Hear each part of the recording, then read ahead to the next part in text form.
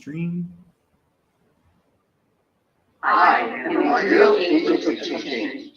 A real agent of change takes a stand for those we are called for to serve and support. We believe you can make excuses or you can make it happen.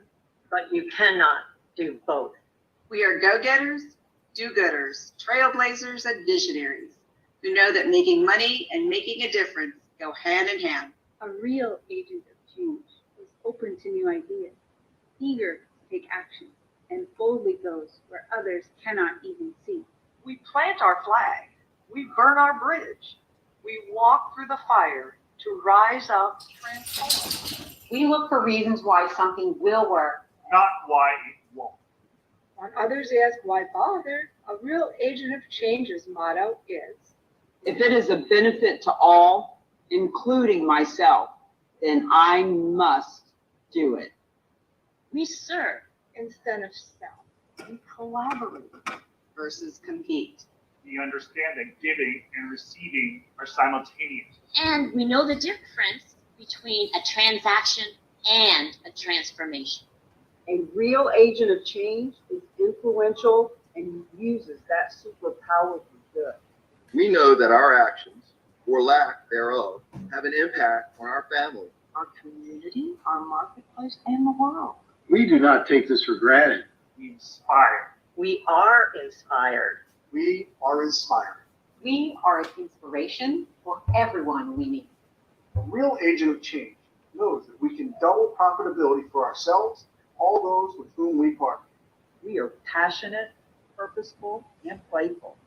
Pragmatic, present, and positioned as a partner who promotes Promotes the benefits of charitable real estate. Knowing their causes, companies, and communities.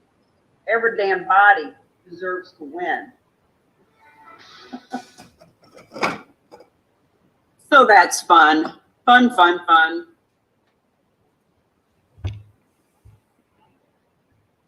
Happy to have you guys start introducing yourselves. Please feel free to unmute yourself. Tell us who you are.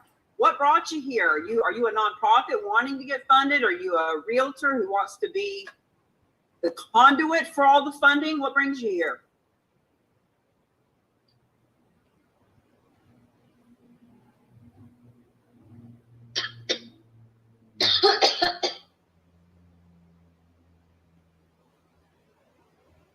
Sam, why Hi, don't you start Tammy. us off? Oh, go ahead, Claudine. I just wanted to say hi.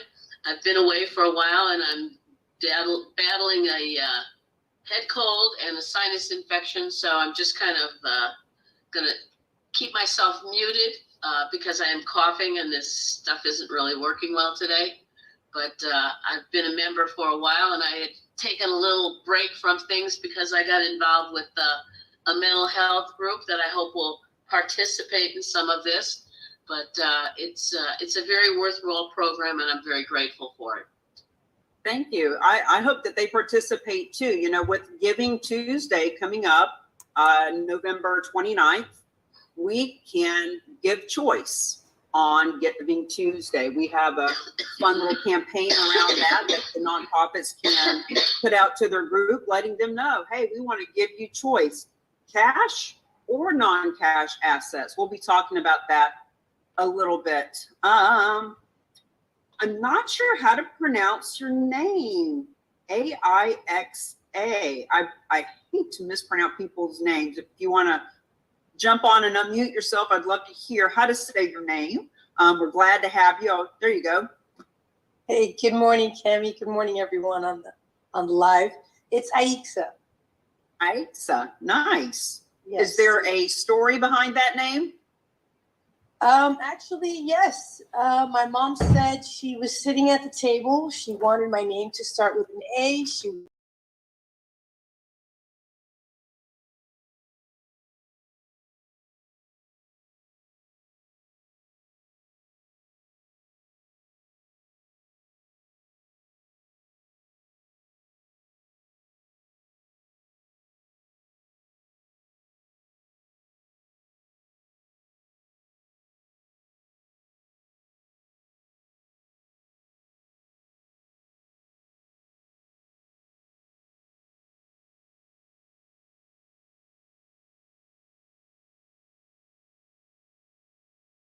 Yes. Crooked nose helper to the Horrible. priest.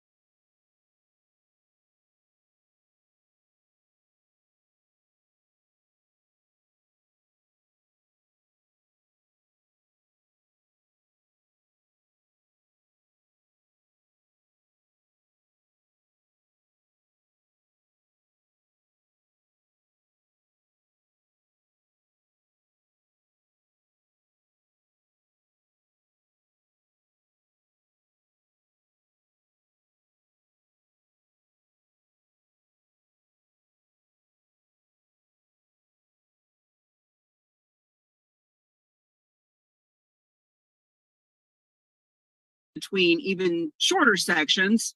So we want you to get involved. We want to hear what brings you here. We want to know Is this your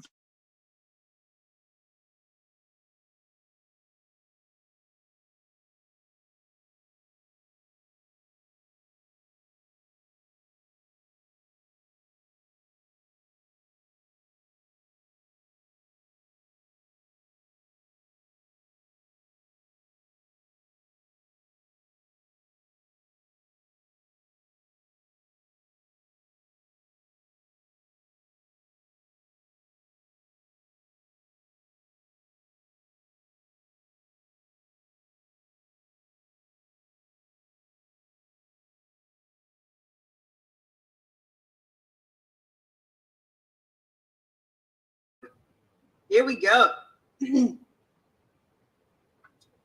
Charitable real estate masterclass, real estate for real change.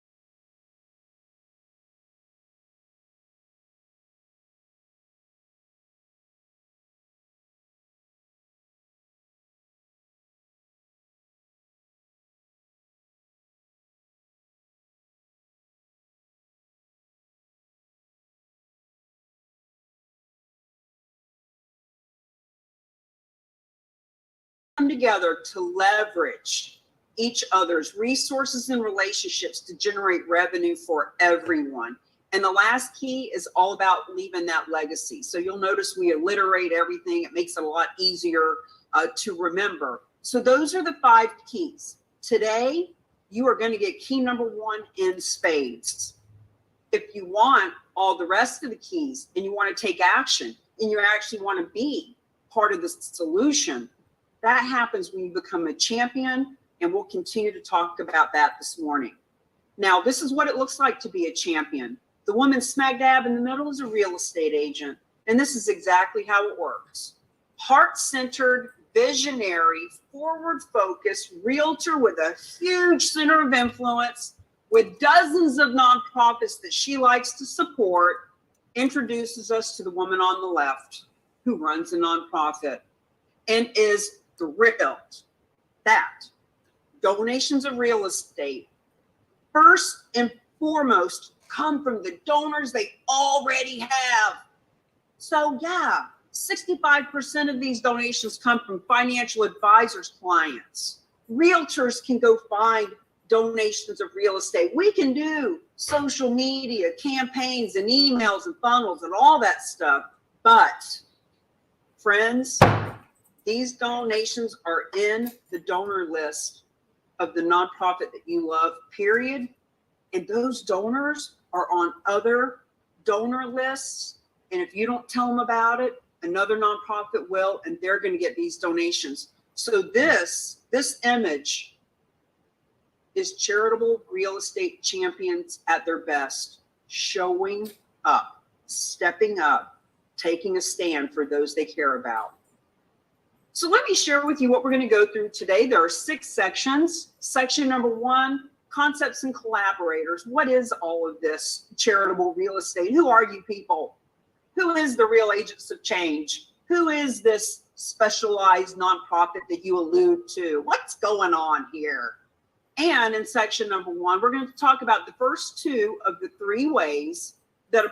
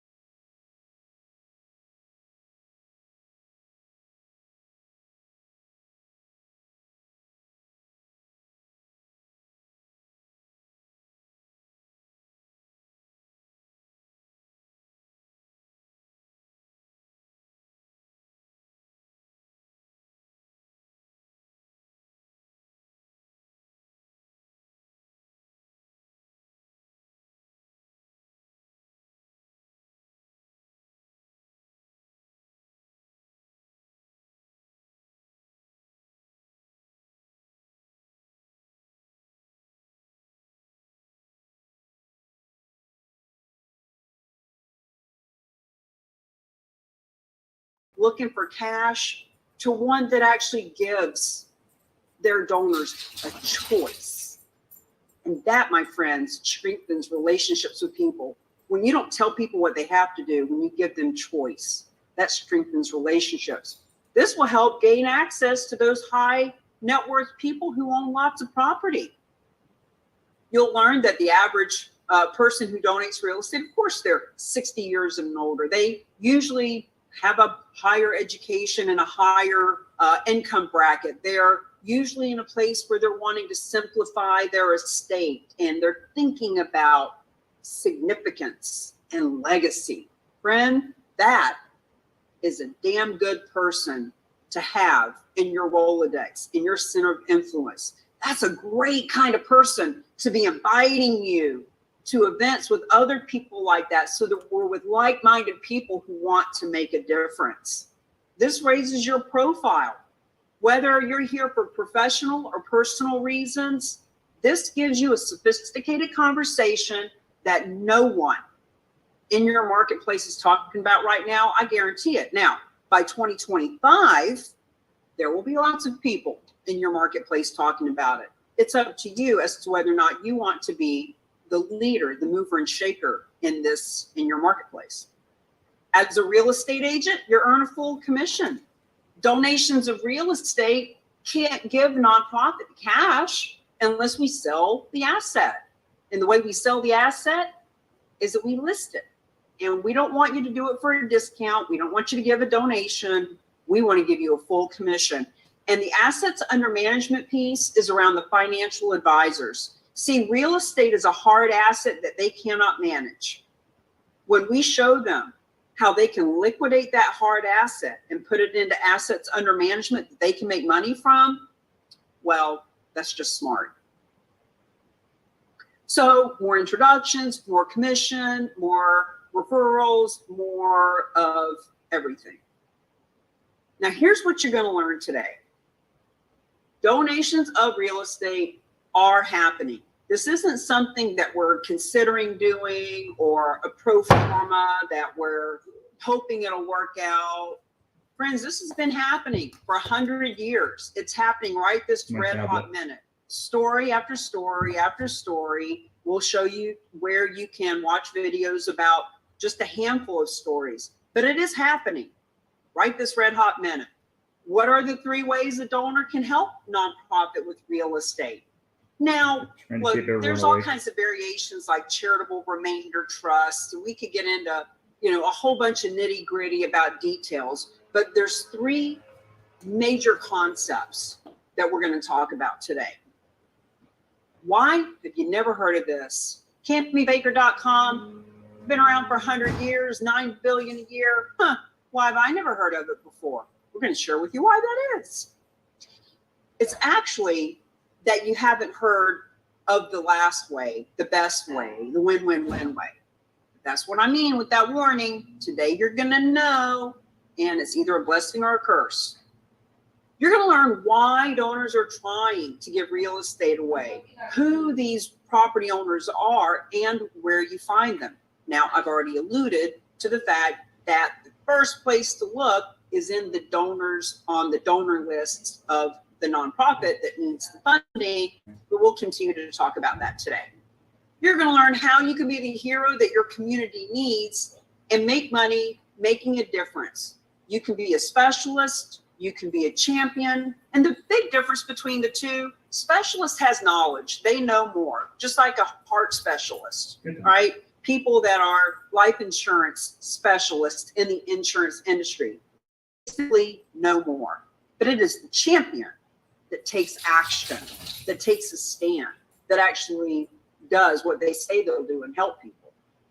Now, you're going to learn how can causes, companies, communities come together for this big social responsibility campaign.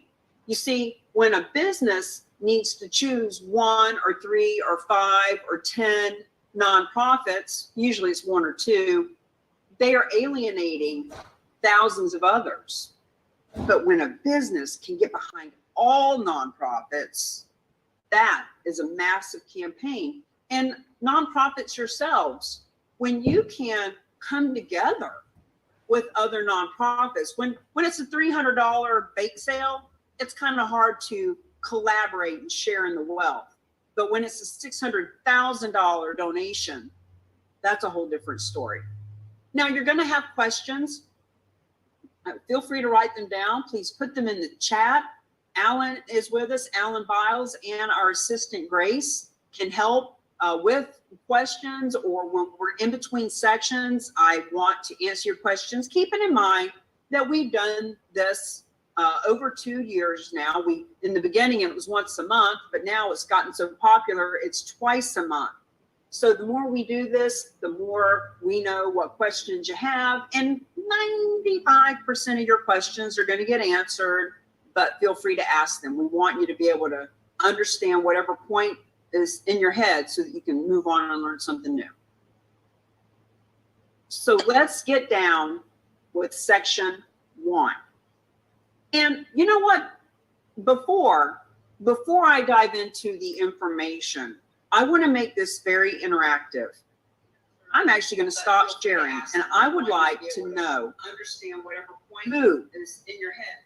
You're here to serve. What brings you here? Let's hear from 3 people that can just unmute yourself, plant your flag, take a stand. Who are you here to serve and support?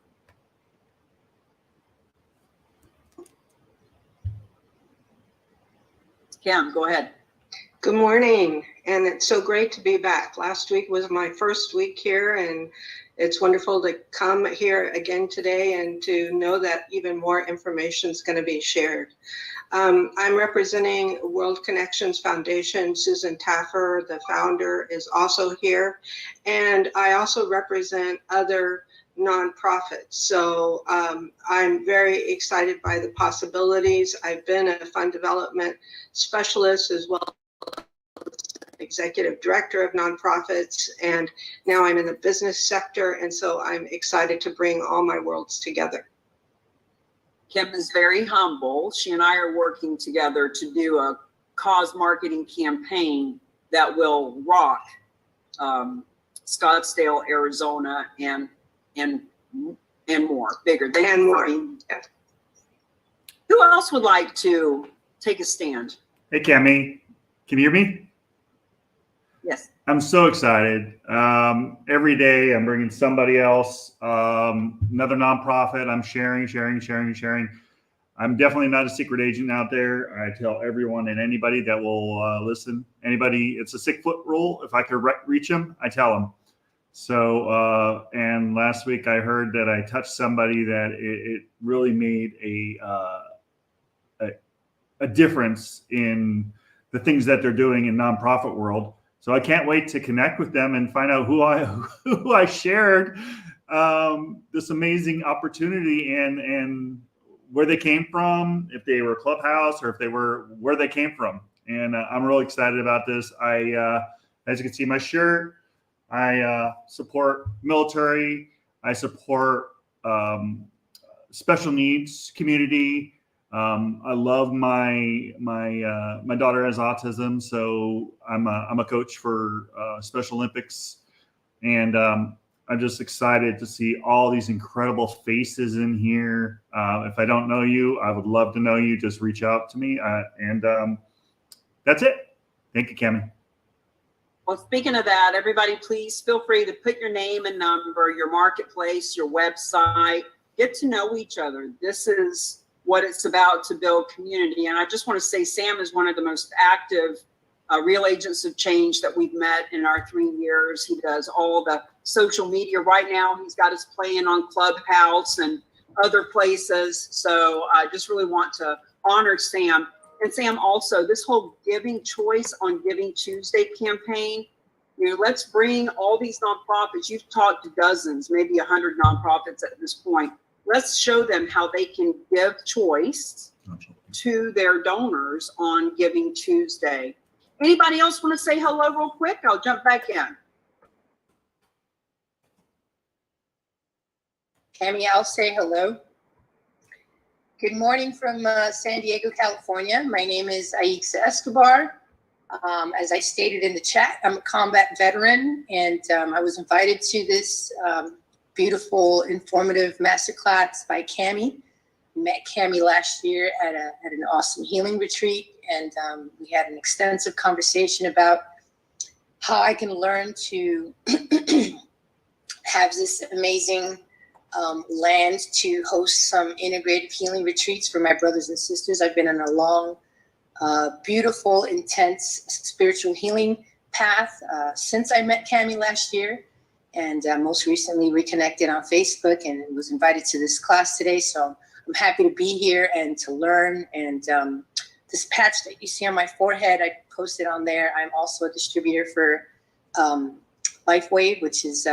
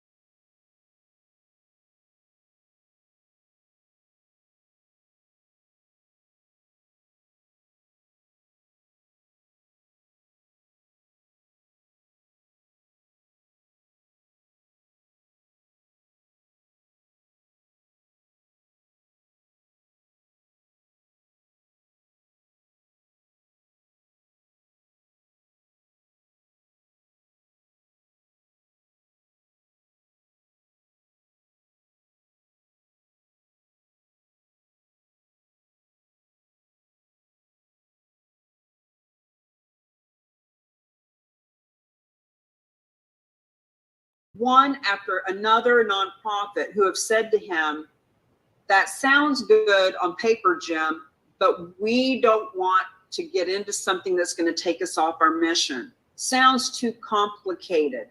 Drifting off of their mission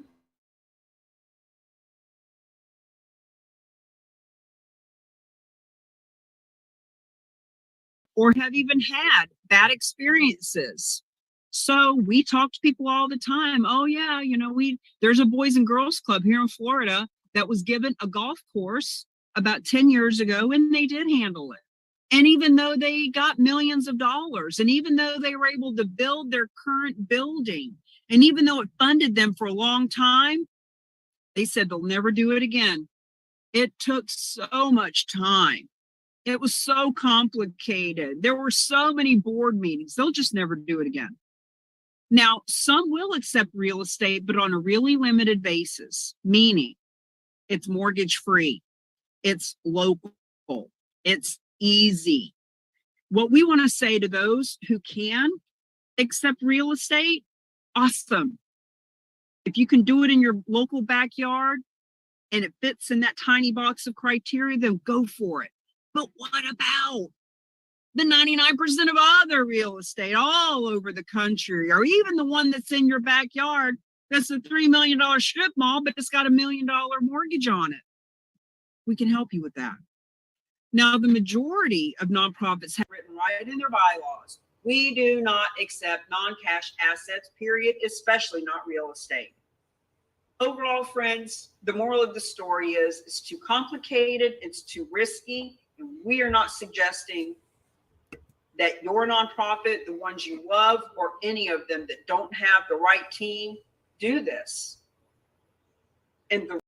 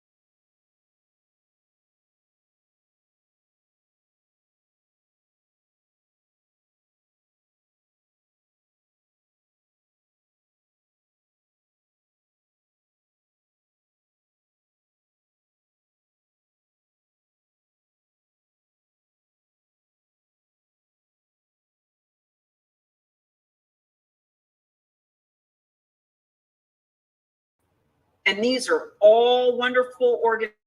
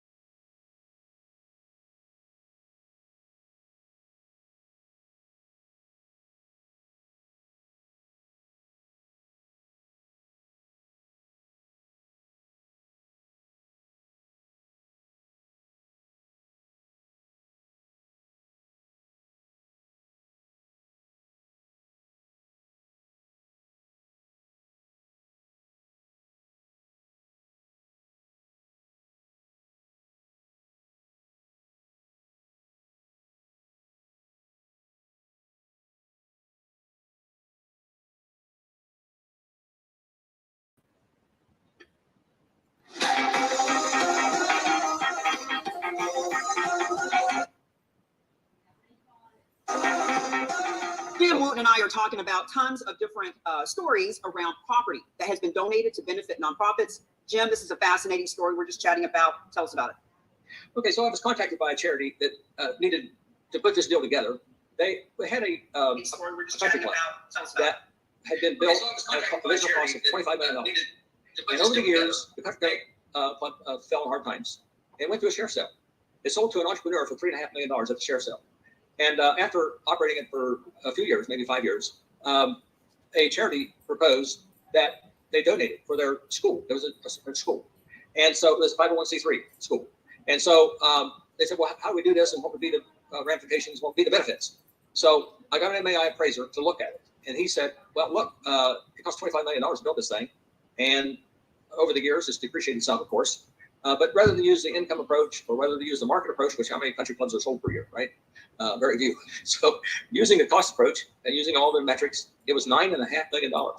And so they did it. I put together the paperwork for them and we got it all done. He got a $9.5 million write-off.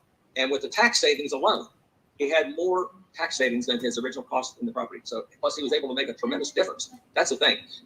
If you don't have donated intent, I think IRS, by the way, they don't honor this unless there's donated intent. And you have to say so.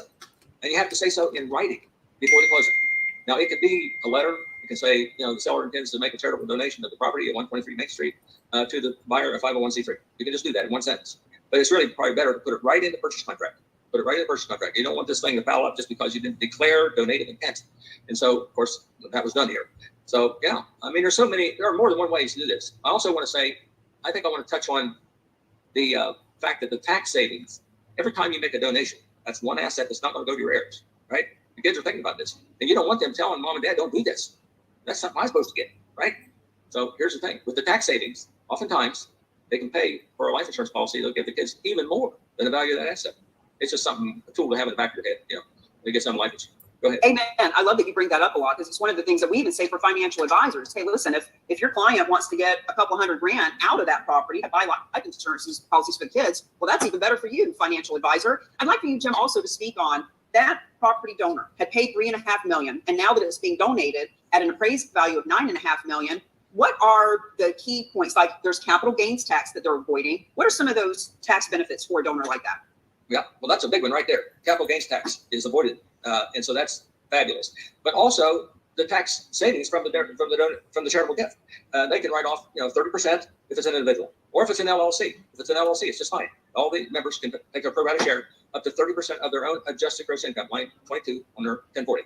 They can write off 30% per year for up to 5 more years, total of 6 years. So that's real money. If they otherwise have a tax to pay, that means they're going to have the tax savings. So for some people, I mean, I've even had people. I'll give you a ridiculous example. Is it's paying it. If you say the charity could pay $200,000 so they could buy a life insurance policy, even if they paid 80%, and the seller would be saying, well, look, 20% gift. If I get the deduction and my taxes are 30, you got the capital gains tax in a high bracket, you got the state income tax. We do in Ohio. I don't know. I think some states are even more, and you have the 3.5% Medicare tax. So you add all these up. It's a bunch of money. It'd be around 40%. So he's looking at that, and he says, look, if this thing I've been trying to sell it, if I was going to reduce the price 10% next month anyway. They might say, wow, what are we waiting for? Let's do this.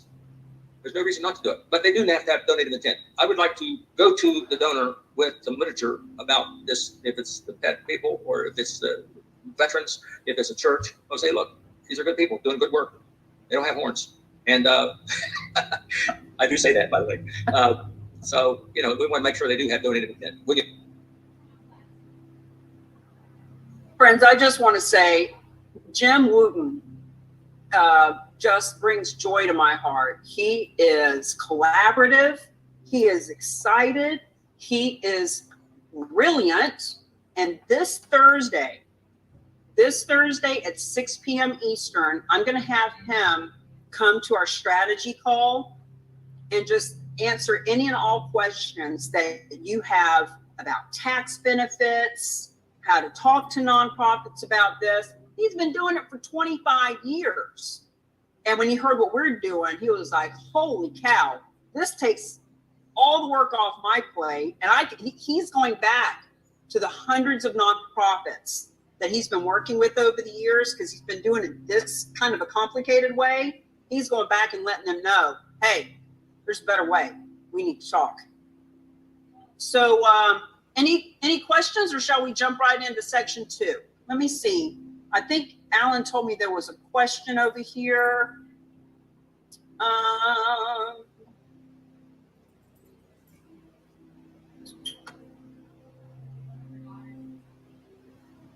Welcome, Richard. I don't see it. Something about a funnel. Brett Berry, if you're still on, if you want to just unmute yourself and let me know what that question is. But for now, Brent, he's not on the Zoom anymore. Okay. All right. Well, let's just jump in because I've gotten long-winded and I apologize. Let me share screen and we'll bang through the next section. All right. Love us some Jim Wooten. Good stuff. Okay. Section 2. Benefits and strategies. Now, without further ado, we are going to share with you what the third way is, the win-win-win way. So remember, in section 1, we talked about what if the donor just goes and sells the property, does it all on their own, and gives the proceeds to the nonprofit. Worst way, least beneficial for the donor and the nonprofit. Uncle Sam gets a nice big chunk in the middle. Second way, what if the donor donates it directly to the nonprofit that they want to have the proceeds? Well, the fact is 99.9% of them just won't take it, period. End of story. It's too complicated, costs them money, they don't have the expertise, they have it written in their bylaws, they just won't do it. So the third way is when there is a third-party expert, someone who does this morning, noon, and night. It's all that they do. So with the Real Agents of Change, we have a team of experts, one of which now is also Jim Wooten, praise God. So our team of experts can take title to the real estate, pay off mortgages, give the donor cash if they want it. This team of experts can enhance the value of the property. So let's go back to the conversation. Jersey is in San Diego and she has a donor that loves her mission. There's a condo in Florida. The way that we do it, that donor will donate the title, will donate the real estate to what we call a specialized nonprofit, which we're giving you all the details in this section of how this works. They pay off the mortgage. They give that donor $200,000 cash in our story. Now, specialized nonprofit has the title to the property and they hire a realtor to sell that condo at a full commission. Realtors love that. And then after all the expenses are recouped, they put the $400,000 back in their pocket. Now the proceeds are what go to the nonprofit world. It is risk-free. There is no money out of pocket for the nonprofit to handle these transactions. There is capital available to enhance the value. We're going to talk about bargain sales in today's class. So just as an overview, there's donation of real estate when the whole thing is donated. Nobody wants any cash. Here's the deed and keys. Go sell it. But if any money exchanges hands, mortgage needs to be paid off, there's any other kind of liens, tax lien, donor wants any cash, it's called the bargain sale. And not all specialized nonprofits will do a bargain sale, but those we work with do. The donor gets the full array of tax benefits immediately. The nonprofit world gets the most money. The donor gets the most tax advantage. 100% of the 1.5 million nonprofits are eligible, because even some of those that do take real estate, sometimes they get something that's even too complicated for them, but our team can handle it. This is the win-win-win way.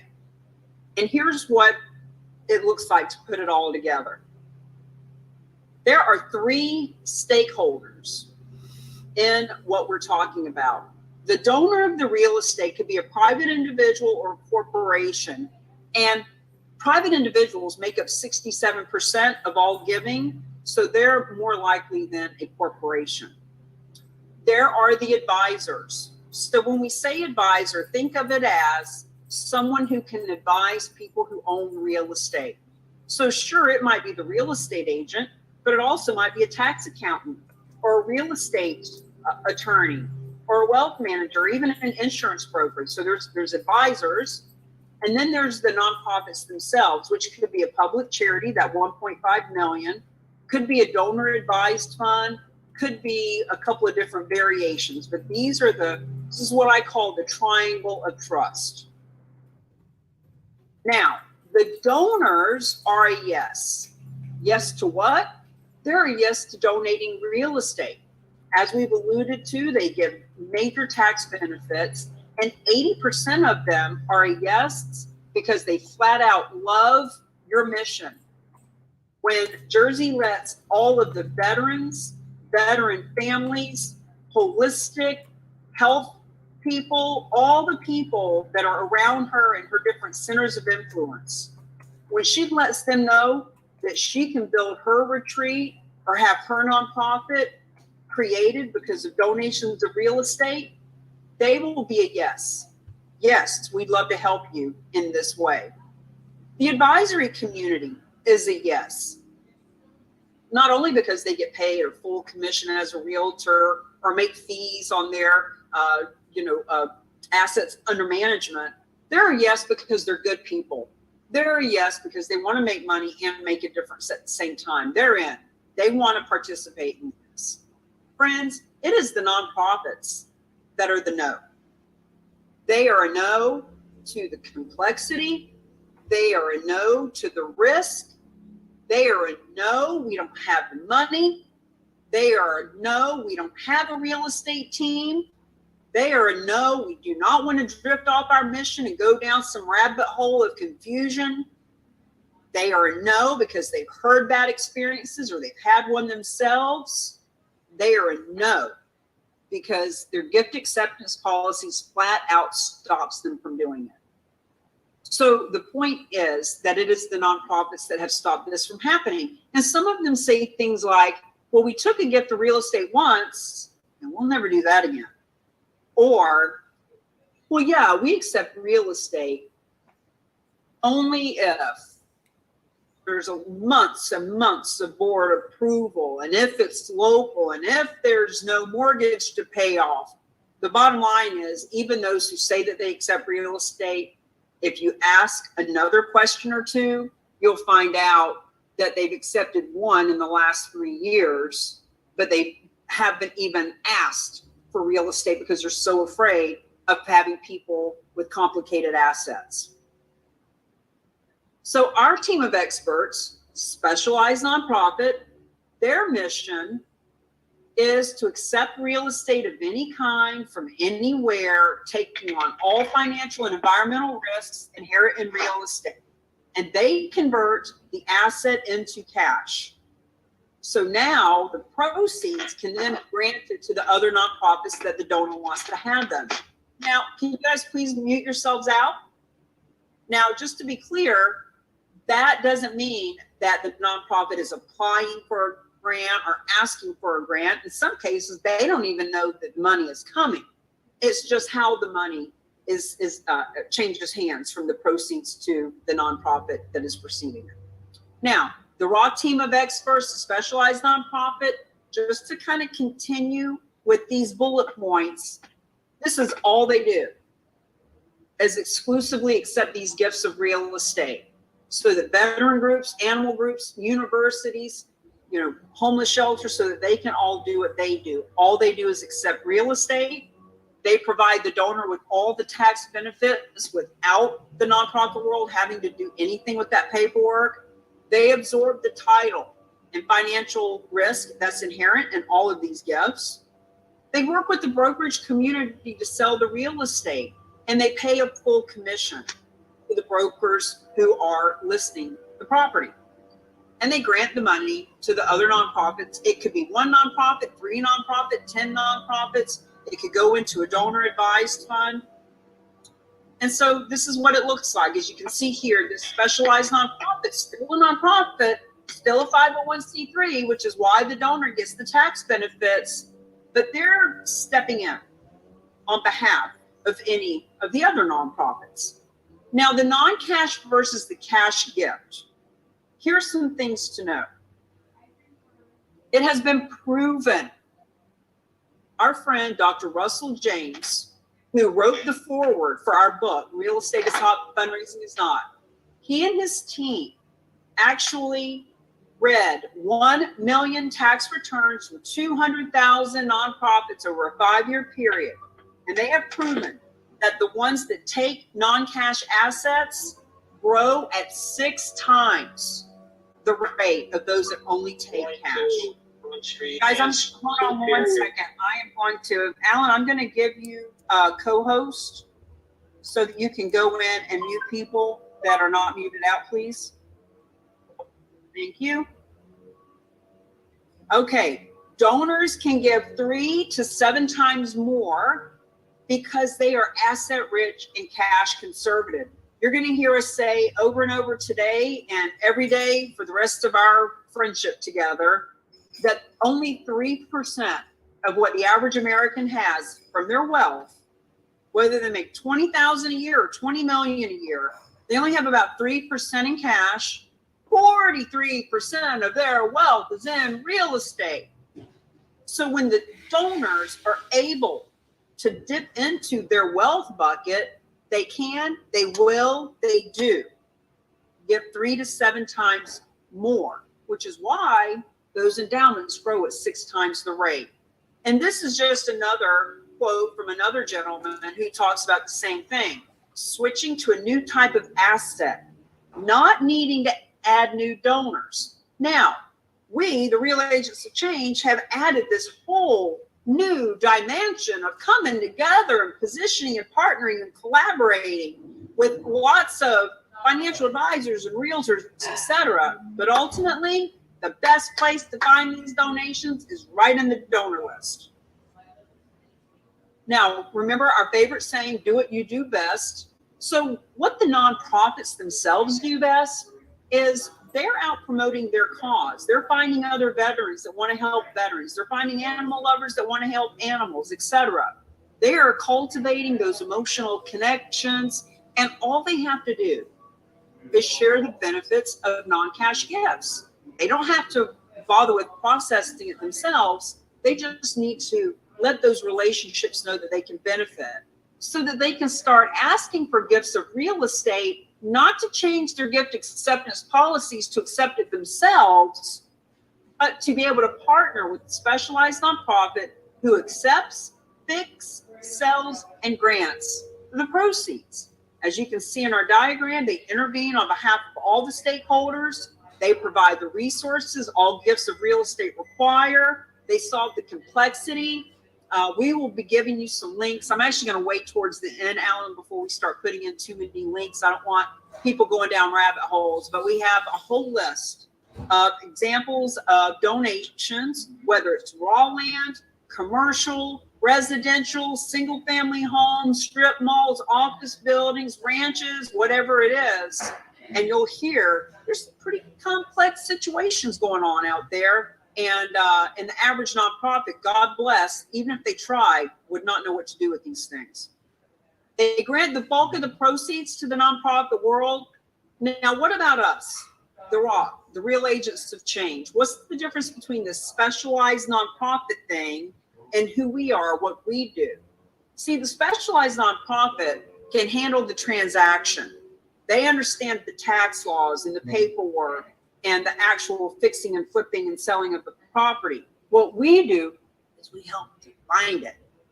We have the systems and the scripts and the support, social media strategy. We have the way for us to get out into the world together and just start the conversation to begin with.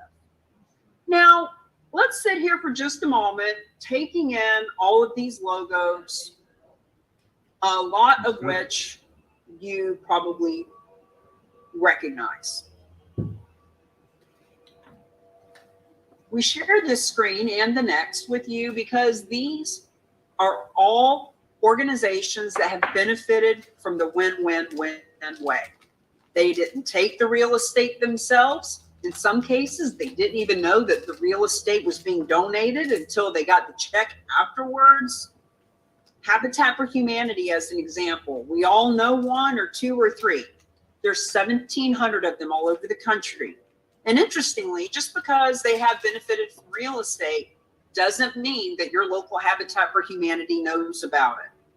So when we let them know, this is a great way to start building that collaboration in the marketplace. Fidelity Charitables is the largest of all 1.5 million nonprofits.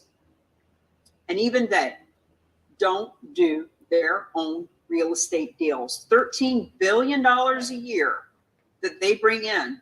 And some of that money is from real estate, but they don't handle it themselves. Even they leverage the same team that we do. Universities, churches, soup kitchens, public radio, public TV. As a matter of fact, there's a company out there that is now promoting for all public radio and TV, about 3,000 of them, they're promoting gifts of real estate, that they can benefit from gifts of real estate. So friends, this is happening. It's a matter of, do you want to get on the front of the train or wait till the caboose is coming by?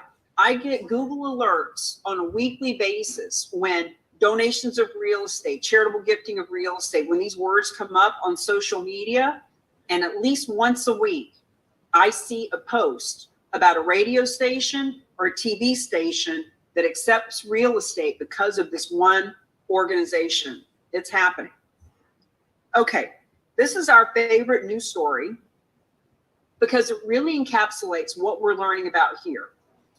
So here's the case story. Berkeley Humane out in California. Donor has 12, turned out to be 13 lots of land, December of 2021. He came to the table December 10th and said, I need a tax deduction. Now hear this loud and clear, because here we are, November, and people can get a tax deduction even in November and December because of the way we do these with experts who can take real estate off the donor's hands and give them a tax deduction immediately, even before it sells to the end user. So this donor donates this land and he gets his tax deduction within a 12-day period. He's off the title, he's done. Specialized nonprofit now has real estate to sell to give the money to the Berkeley Humane Society. They reach out to Berkeley Humane and say, hey, when this land sells, you're going to get about $400,000. We know that the average nonprofit doesn't really expect that kind of money, so we just want you to get prepared, maybe start having some board meetings about what you're going to do with this money. So Berkeley is like, oh my God, we're getting how much? Because of what? Huh? Who? So they said, can we get more of that? And of course, the answer is yes. So this first group of properties brought them $400,000. They did a social media campaign. They sent out an email. They picked up the phone. Friends, they picked up the phone. Friends, they had human interaction with people who care about their cause. And they said, we don't know how this works, but we were just gifted some real estate that's bringing us hundreds of thousands of dollars. That's pretty cool. Does anybody else have any? And a woman raised her hand and she said, my mother donated me a house, left me a house when she passed away in a 55 and older community in Carmel, California. I'm never going to live there. I've got my own house. I love your mission. You can have it. So in August this year, just 2-3 months ago, they got the next chunk of money. Friends, this is how it works. Please do not complicate this. Do not feel like you need to be able to explain it and figure out the tax benefits. All they said was, we don't know exactly how this works, but somebody just donated real estate and we've been told to ask if anybody else has any, and somebody did. So the moral of the story, one nonprofit, 2 donations. In a 6-month period, they brought in over $1 million. And now they have a really fancy page on their website. Alan, let's not share it yet, but let's start compiling a list of some links that we will share towards the end of the class. So everybody stays with us this time, okay? This is how it works, my friends. Now, here's why the specialized nonprofit, why they were created. Because real estate is underperforming. That little sliver should be way tinier than that, but only 3% of people's net worth is in cash, 43% is in real estate. Yet, when you look at how nonprofits are funded, in 2020, there was over $474 billion collectively given to all those 1.5 million nonprofits. 90% of that came from that 3% of cash. And only 2%, 9 billion, whether that sounds like a lot or a little, it's only 2%. Yet 43% of our wealth is held in real estate. So a bunch of really smart people got together, specifically, I've heard this story, they actually, for the one specialized nonprofit, we're going to show you a video in just a minute and introduce you to them. 4 really smart guys, 20 years ago, all of them in real estate development, commercial real estate, all this real estate and philanthropic background. They said to each other, why? Why are all these nonprofits not benefiting from real estate? They literally flew around the country and spoke to about 1,000 nonprofits and figured out why. And that's why a specialized nonprofit was created, because the opportunity here is to move from 9 billion a year to 29 billion a year, because the wealth is so massive in real estate. And that's 20 billion added, not instead of the cash, but actually added on top to the nonprofit world. And people that give real estate end up giving more cash too, as a side note. This is why realtors need to know about this. This is why my vision was, hey, there's 2 million realtors. Why don't we certify 1% of them to know how this works? This is Gene Frederick. He is the granddaddy, grand poobah of eXp Realty. He overrides 75% of the realtors there. And we went down and met with him in Puerto Rico. Met with him and his lovely wife, explained how this works. And I've got an interview with him, therock.com/EXP, where he talks about how this is a game changer. So that's the end of section 2. Any comments, questions about what we're talking about so far?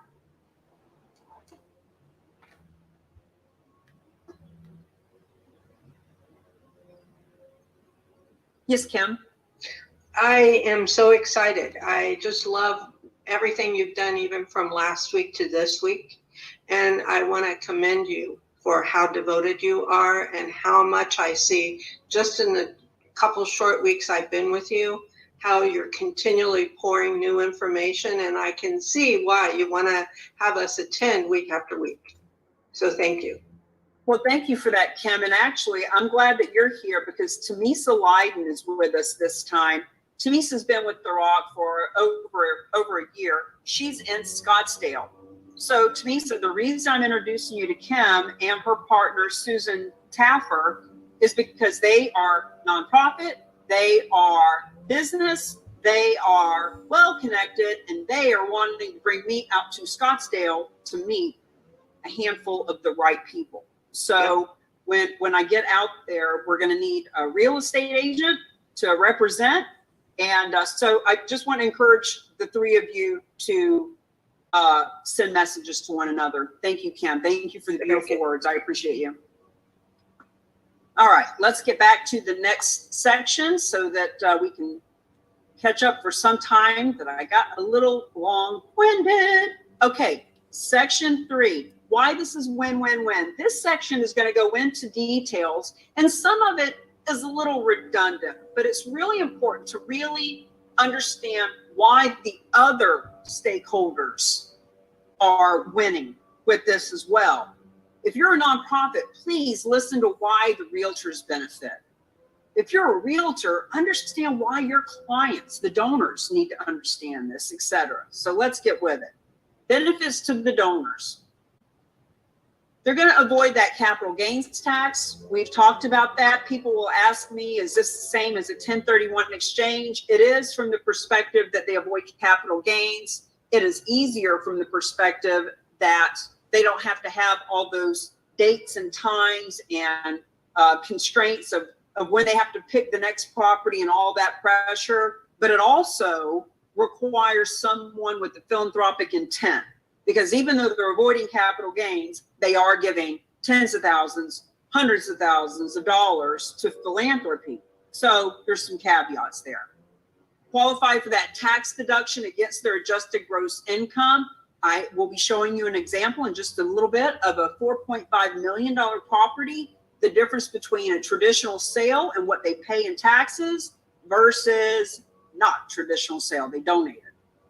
When we talked about preserving liquid assets to protect lifestyle, when we're asking a donor to give cash, and it's interesting to me that this time of year, Giving Tuesday, people are looking to give more. This is also the time of year they're buying presents for their kids. This is also the time of year that their wife wants a new ring or their husband wants a new car or whatever. So the fact is, when we can help the donor give from their wealth bucket, then they can preserve their cash. And instead of saying, do I want to give to Kim's nonprofit $1,000 or do I want to buy Christmas presents for my kids? They don't have to compete. Their lifestyle can be protected. They can continue spending that cash the way they want because now we're not competing with Christmas presents. Eliminating a complex asset from an estate.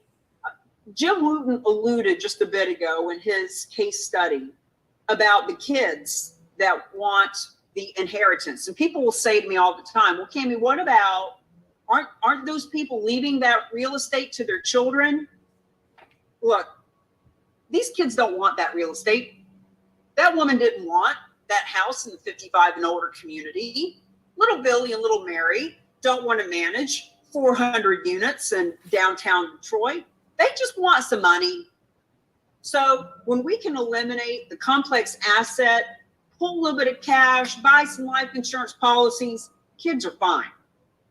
Simplify the asset transfer to the next generation. So back to the kids. They don't want that big apartment complex. They don't know what to do with a strip mall in California. So when the hard asset of real estate can be liquidated and put into a donor advised fund, which we'll talk about in a moment, it makes it a lot easier to leave those kids hundreds of thousands, millions of dollars that they can actually leverage as their philanthropic needs over the rest of their life. Some donors do want the convenience of not having to deal with it. National Jewish Health, if you've been with us any length of time, you've heard us tell the story about Linda. Linda was the donor that was giving $25 a year for 32 years. This is not someone that you would put a little check mark next to, oh, she's giving $25 a year. I'll bet she's got real estate. But she did. She heard someone from the team having this kind of conversation, realized she could donate real estate. She had a cabin in the Poconos. The cabin was in disrepair. It needed plumbing and electricity. She couldn't even stay in it. When she went to visit her cabin, she had to get a hotel room. It was convenient for her to donate that real estate. Receive a partial cash payment. We talked about the bargain sale. So the question comes up, do they have to donate the full value of the real estate? And the answer is no. They can tailor the size of their gift. So back to our original conversation, there's $1 million condo in Florida. It's got a $200,000 mortgage and the donor wants $200,000 cash. See, the donor's CPA, tax advisor, said to them, hey, you know what? You can't write off $800,000 anyway. It's just not going to work for you. So why don't you tailor it down? Why don't you pull $200,000 cash, put it in your pocket, and then we can spread that $600,000 out over the next 6 years. It's called a bargain sale. When any debt is paid off, if they want the return of their initial investment, if they're tailoring that gift down, yes, they can decide how much of that real estate they want to actually donate.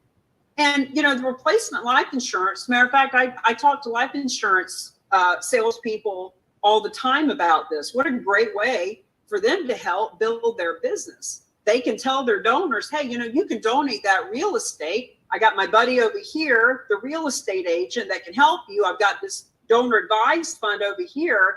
And why don't you pull out $100,000? Let's get you some life insurance policies to pass around to the kids. There's just a lot of benefits, not the least of which is, friends, they want to leave legacy. They want to have significance. And you might be saying, okay, well, I'm impressed. I can see now. I never really thought about it before, but these benefits are pretty cool. But who would really donate their property? Who are these people?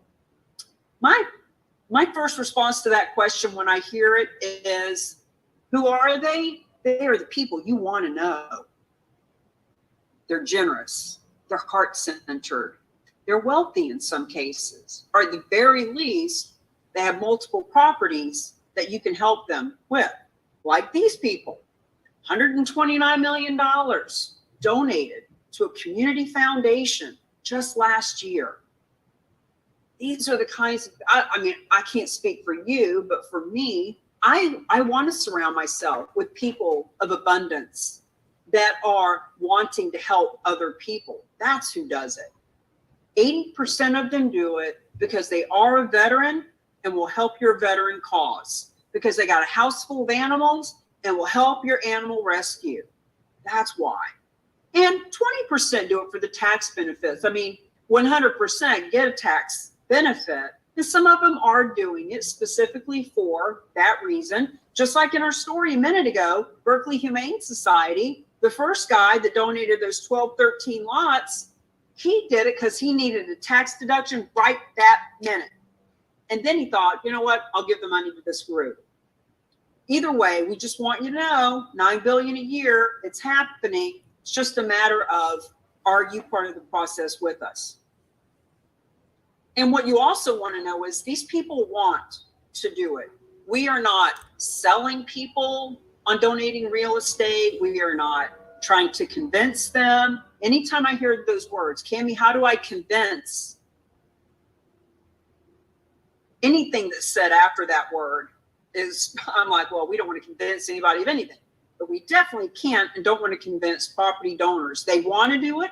They are grateful that you inform them about it. They have other friends in their situation, in their age bracket, in their tax bracket, in their neighborhood that need to know. You're going to be introduced to them for that. Friends, they are eager to learn more. We hold Zooms all the time, morning, noon, and night. We have people out in Hawaii. They're 6 hours behind us. So we're holding Zooms even at 8, 9, 10 o'clock at night sometimes. Where do you find these people? Now, as we've said, you already know that we're going to help you identify and access them, but they truly are in the donor list of the nonprofit.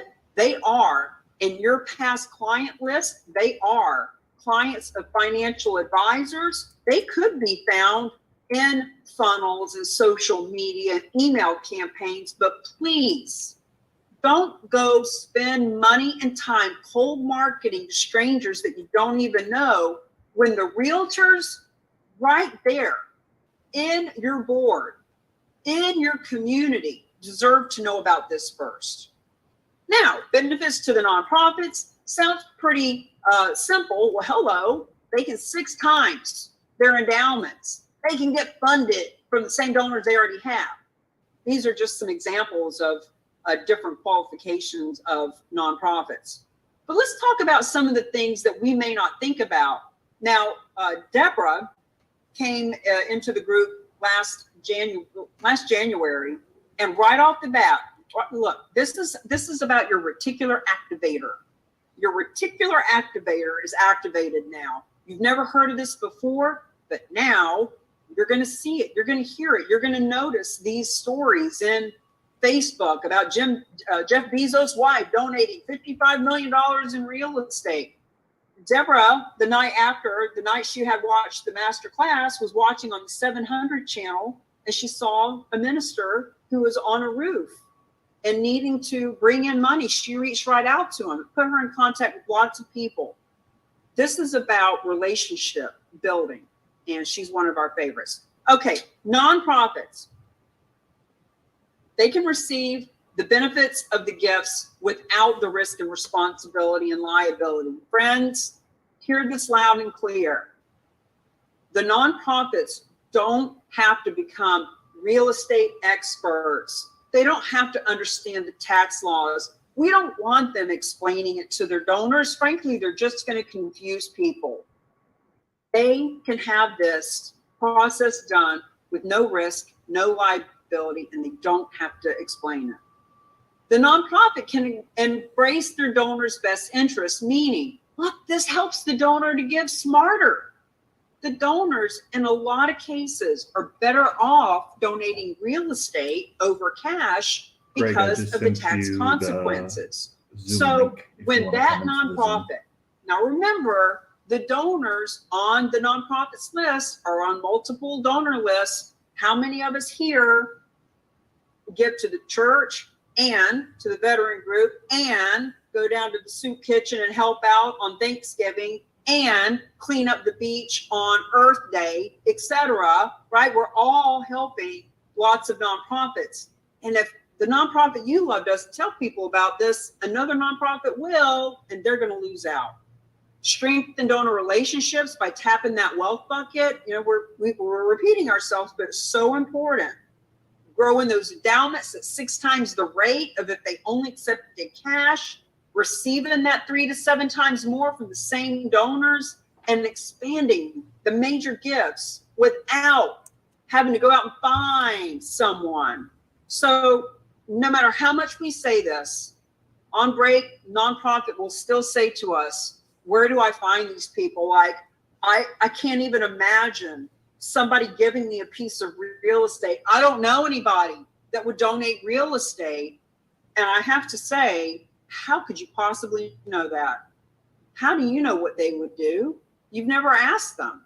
I've got a woman that is so well connected and runs a magazine and is supported by the heirs of Sammy Davis Jr. and the like.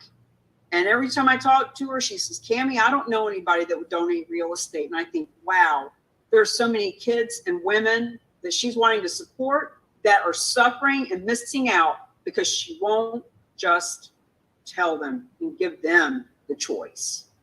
All right, benefits to advisors.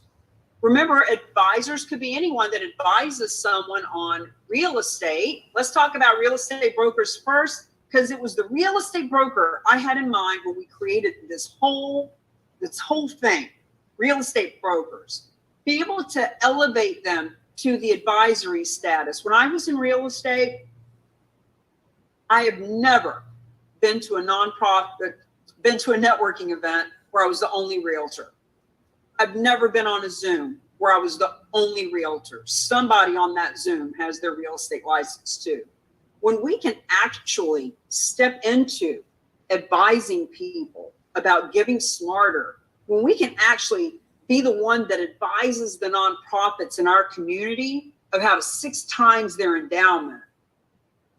Friends, this is a game changer for everyone involved. Switch our focus to a seller that's not emotionally attached.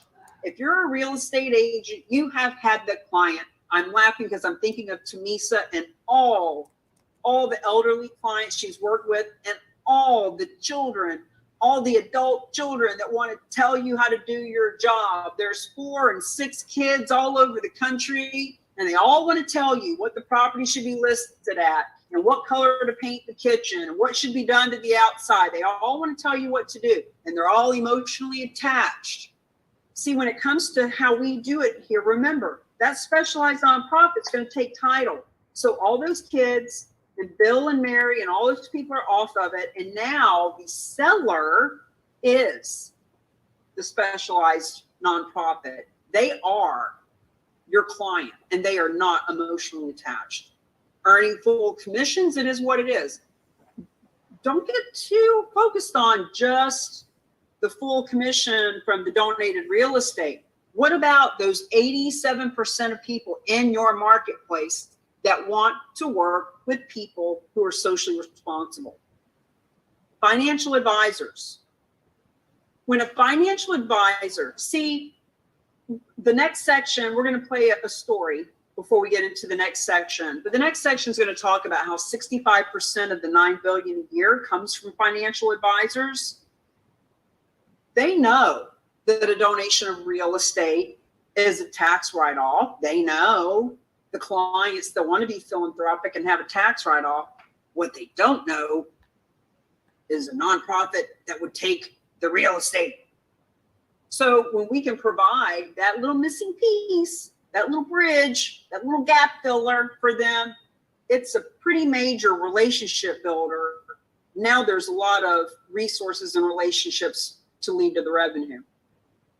Preserve the next generation of clients. So their current client they've been with for 30 years has strip malls and office buildings and raw land and all this real estate. But now at the end of this life cycle, they are saying, you know what? We're going to liquidate these hard assets. We're going to put it into a donor advised fund and I can leave that to my children. They're going to be fine. We've got life insurance policies. They're going to get plenty of cash to live on, but we want to give them this fund so that they can send out 5,000 here, 10,000 there, 100,000 to that church. When those kids see that all of this is already done and they just got a fund that the financial advisor is already managing, it makes it really easy for them to switch from the older couple to the children and maintain that clientele. All of them can be charitable real estate specialists. We are creating charitable real estate divisions nationwide to become proactive. If we're sitting around waiting for somebody to say they might have real estate and then you'll give us a call, missing the boat, missing the whole point. Strengthen those relationships, gain access to new clients. This is a conversation that no one else in your marketplace is having, period. By 2025, they will be. But right now, it's a golden opportunity. Leveraging all these success stories, sharing the success stories in your social media and your email, sending it to people. Matter of fact, I'm going to share one right now as soon as we're done with this section. So there we go. I am going to open it up to any questions you have while I am setting up the next video.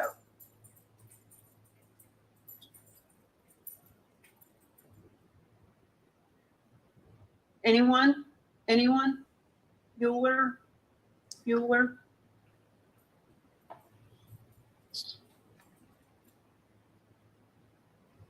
I just wanted to thank you, Cami, for doing what you do. As many times as you've done it, I come in and I always have to learn. I always learn something new. There's always an aha. There's always a golden nugget, and it always motivates me to get out there and talk to more people. So I just appreciate it.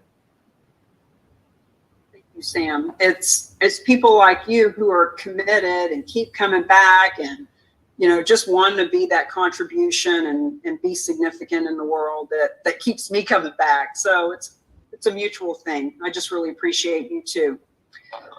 Thank you, Cami. I had a question. I thought I answered it, but I want to make sure I give you the chance to answer it for everyone because I think it's important for people to know. If someone's interested in sharing what we do with another nonprofit or with another real estate agent, how would you suggest the best way to introduce them to us?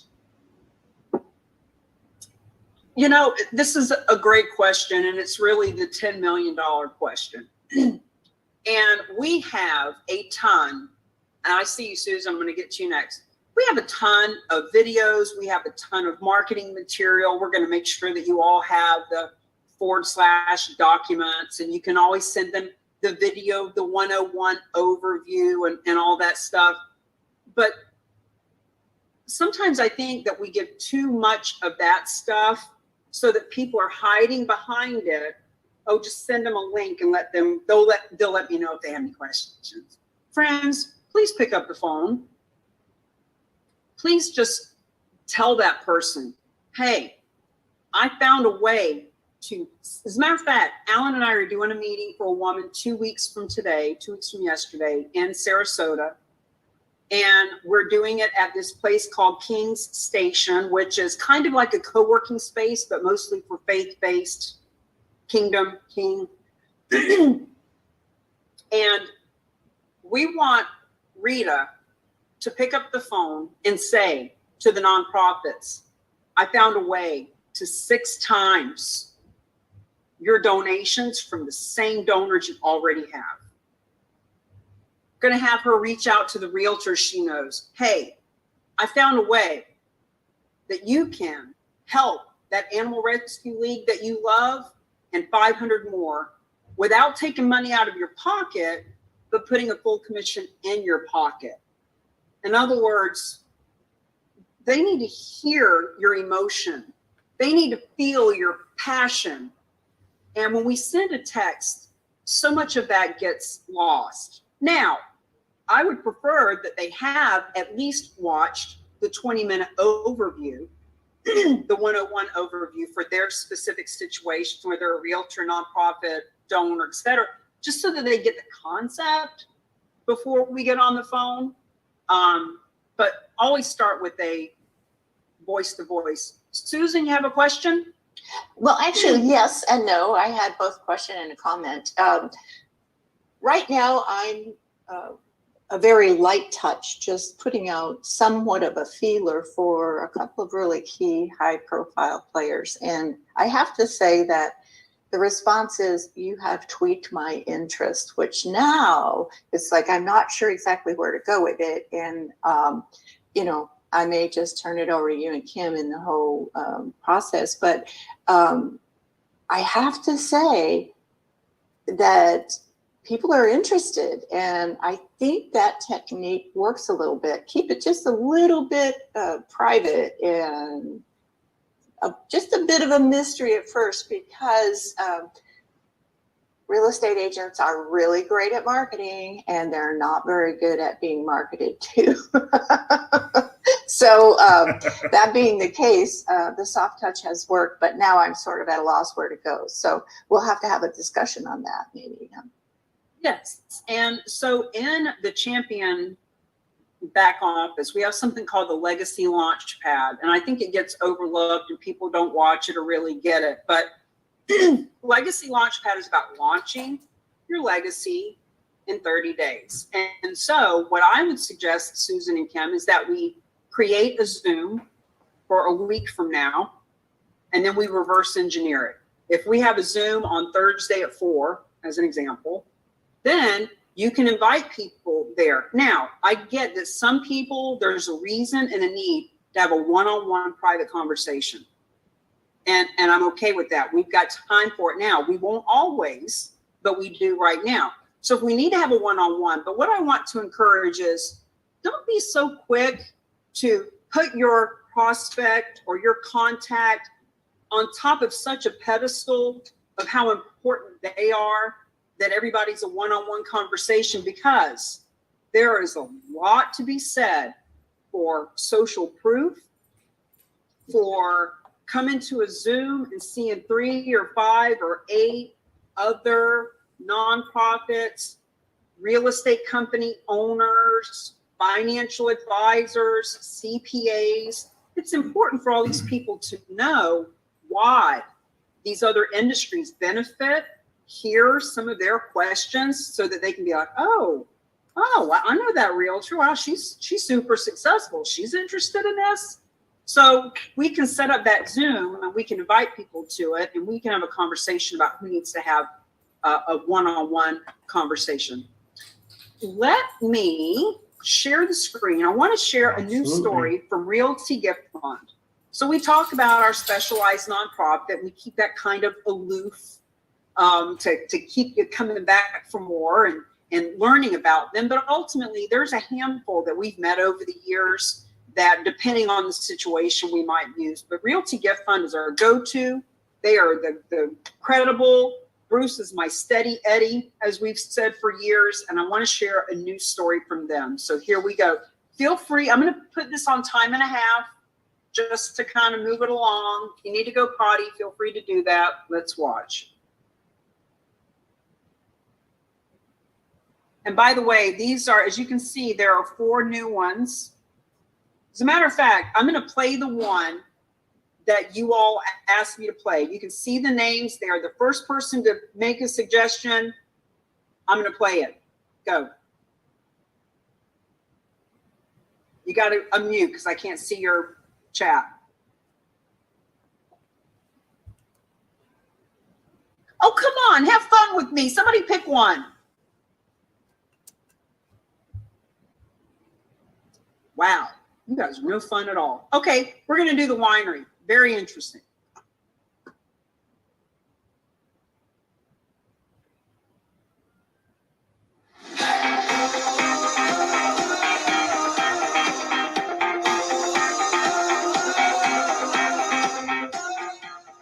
Welcome to learning a little bit more about charitable gifting of real estate and the case studies that are happening every day with our favorite specialized nonprofit, Realty Gift Fund. And Bruce, guys, Bruce, what is our story for today? Cammie, I'm going to tell you a story about a winery in California, Northern California, in the Russian Valley. We got a call from a gentleman who I had reached out to Fidelity. Fidelity had referred him to 2 different nonprofits that are in the space that we share. And he interviewed, I believe, both of us, and we made a connection pretty quickly, and he decided to go with Realty Gift Fund. And this was a partial interest gift, which is quite an interesting sort of gift to make, because Realty Gift Fund ended up being a minority owner of this winery and actually took title to it. And, you know, for a brief period of time, I was in the winery business. Our donor was a 50% owner of this winery, and he gave us 30% of his 50% interest. So we had a 15% interest in the entire affair. What made it interesting, and it was a $6 million deal, so we ended up producing $800,000 for the nonprofit world when we were all done. As you know, Cammie, we don't charge a fee for the work we do. The gift is made to our nonprofit. And in the donation agreement that we sign with our donors, we agree that when we are done fixing things, selling things, and the proceeds are sitting on the table, that we will grant away the bulk of what we produce to the nonprofit of our donor's choice.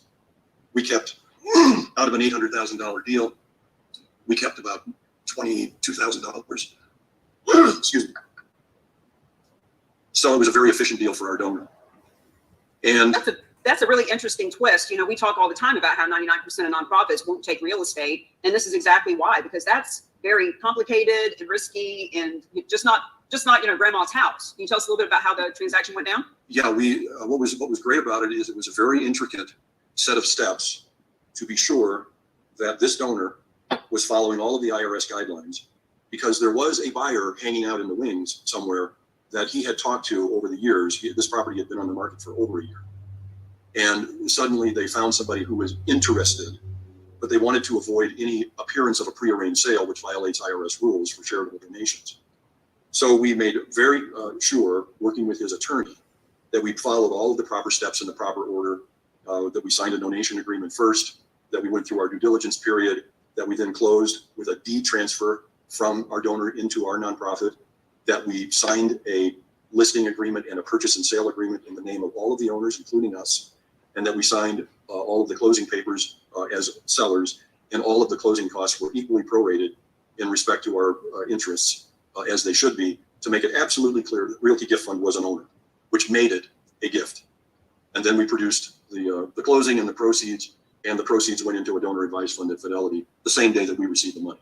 So it was a very interesting deal that included water rights, easements from neighbors, fencing arrangements. We were in the middle of a harvest, so there was a harvest agreement as to who was going to share what proceeds and who was going to pay what expenses. And it was a super, super interesting deal for us. And I spoke with the donor last night on some technical matters to get him ready to prepare his tax return for next year. And he was super, super happy. So Tamisa, I'll play the Scottsdale $6 million multifamily on the next break. Yeah, I know speeding it up is not so. Bruce is so laid back and he talks really slow and he's just really methodical. So it's kind of funny to see it on time and a half. But any questions about that? I love these examples because it shows you how complicated this can really get, which is why nonprofits don't want to deal with it. I don't even want to deal with it. Jim Wooten doesn't even want to deal with it anymore, which is why he's partnering with us. And for those of you who didn't hear it, this Thursday, 6 p.m. Eastern, and our strategy session, Alan, if you can put my personal Zoom link in for the strategy session, I want to invite and encourage any of you to come and meet Jim, the author of Real Estate Gift and the specialist of the second way, the hardest way to do this.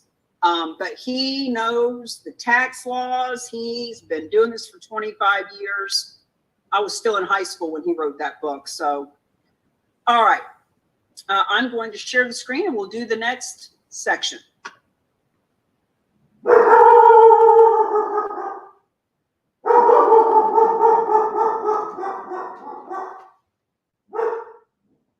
right, section 4.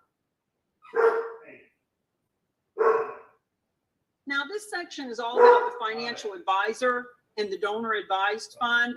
And even if you're not one of them, I really get that pen and paper out and write that number down. 65% of these deals come from the financial advisors. They are the ones that already know that this is a good idea. They just don't know the nonprofit that can help them with it. Their favorite nonprofit, so follow me along with this whole donor advised fund thing. Donor advised fund is a charitable investment fund regulated as a public charity. It is funded by the donor. So if you think about it, it's a fund that can be advised by the donor who's creating it. So the donor is It's administered by qualified sponsor. I'm going to give you a list of those in a minute. Fidelity Charitables, Schwab, American Endowment Foundation, that sort of thing. Go lay down. It's directed by the donor. So even for you nonprofits, and you think, well, I don't want my financial advisor to be telling their donor to put money in this other fund. I want them to give it to us.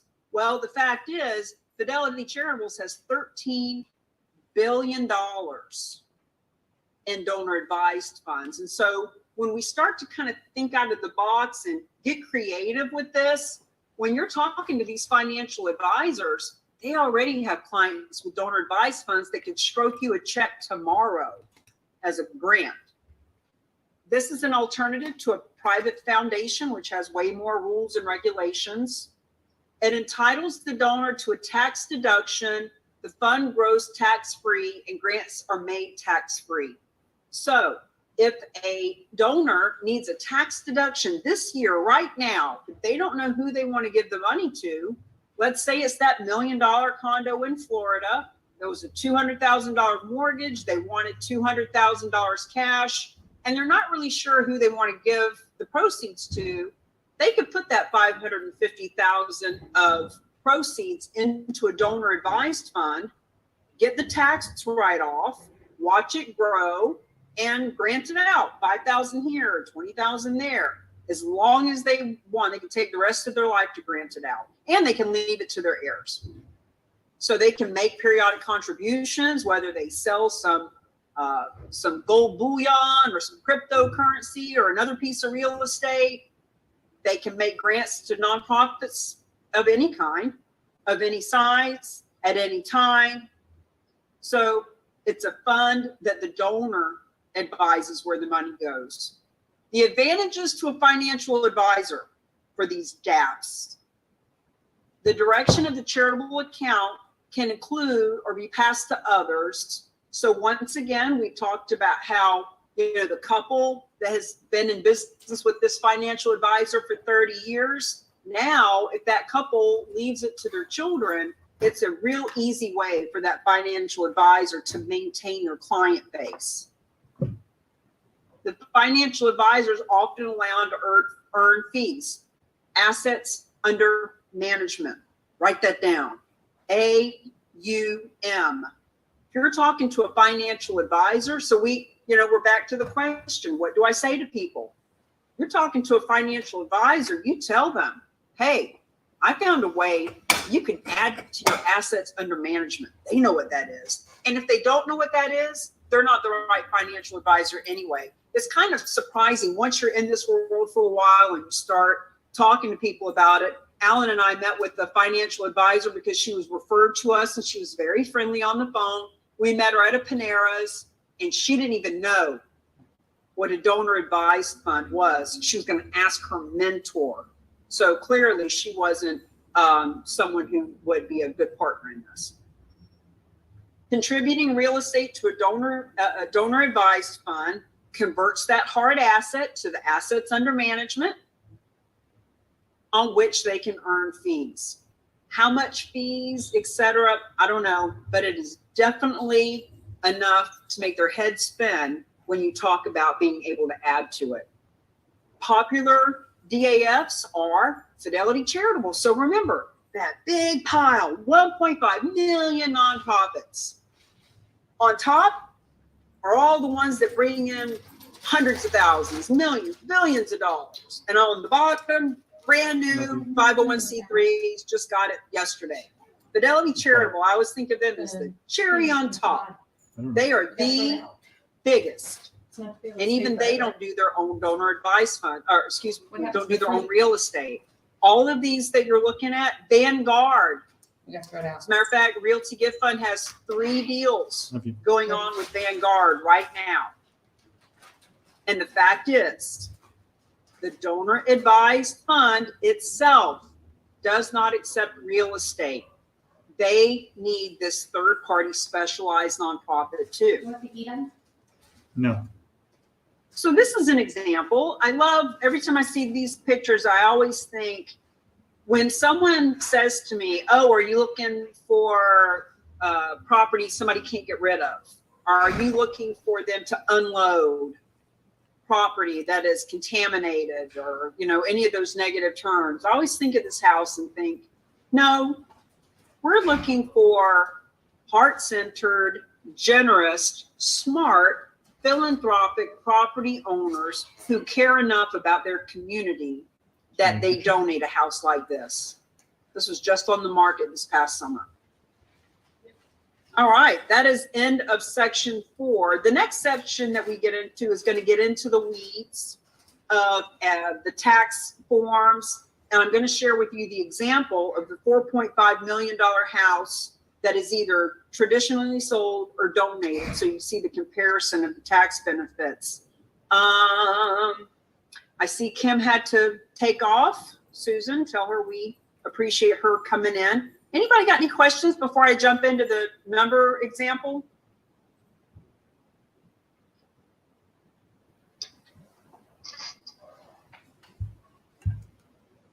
All right, well, here we go then. Hey, Cammie, real quick, I just want you to know Keith is about to jump in. He just texted me. Oh, okay, awesome. So we're going to meet Keith Eichley. As a matter of fact, if he's jumping in right now, I might just hang tight. The reason that you want to meet Keith, remember at the beginning of this session, I talked about how we now have new ways of helping nonprofits with real estate that's not donated. There is real estate in this country that is not selling or is not renting. I would think of it as distressed property, but Keith says that's not necessarily the best word because people don't see themselves as distressed property owners. But there are ways we can help them.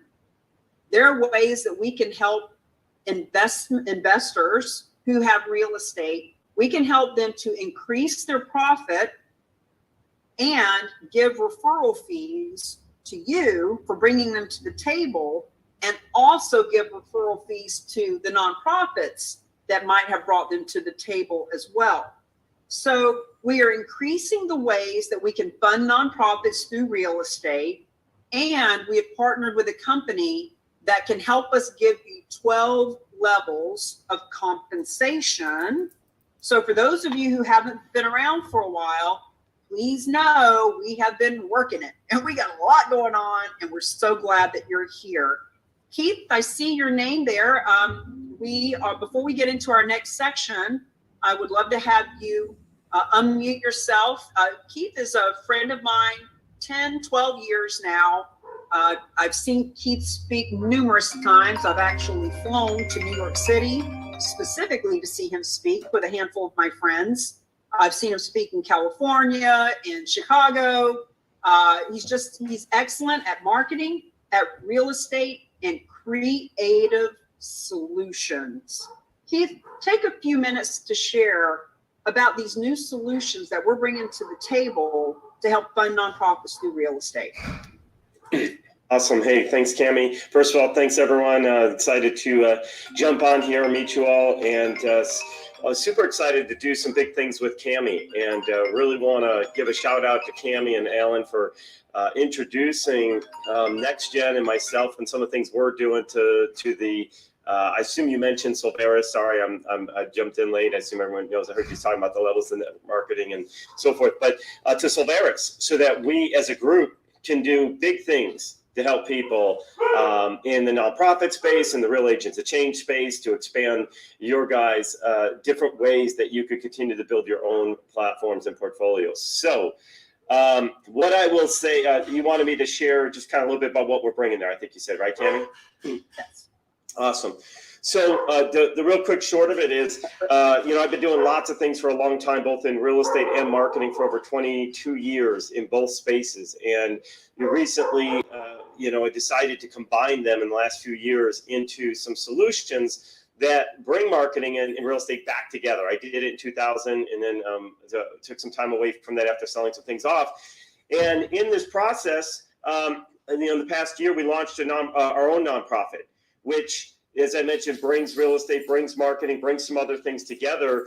And what we're doing in that space, let me get out of this. You're going to hear some dings here and there. I've been on a chat window waiting for help, for assistance for an hour, and they just routed me to the right department. 1 hour to get to the right department. So I'm putting them on hold for a second here. I can't mute you guys and them. So, okay. So here's what we're doing.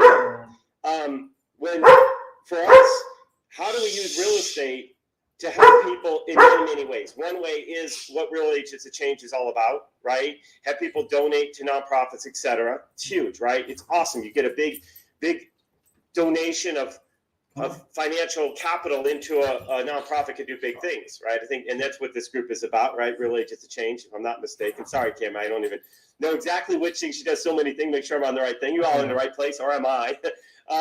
But how do we take that even further?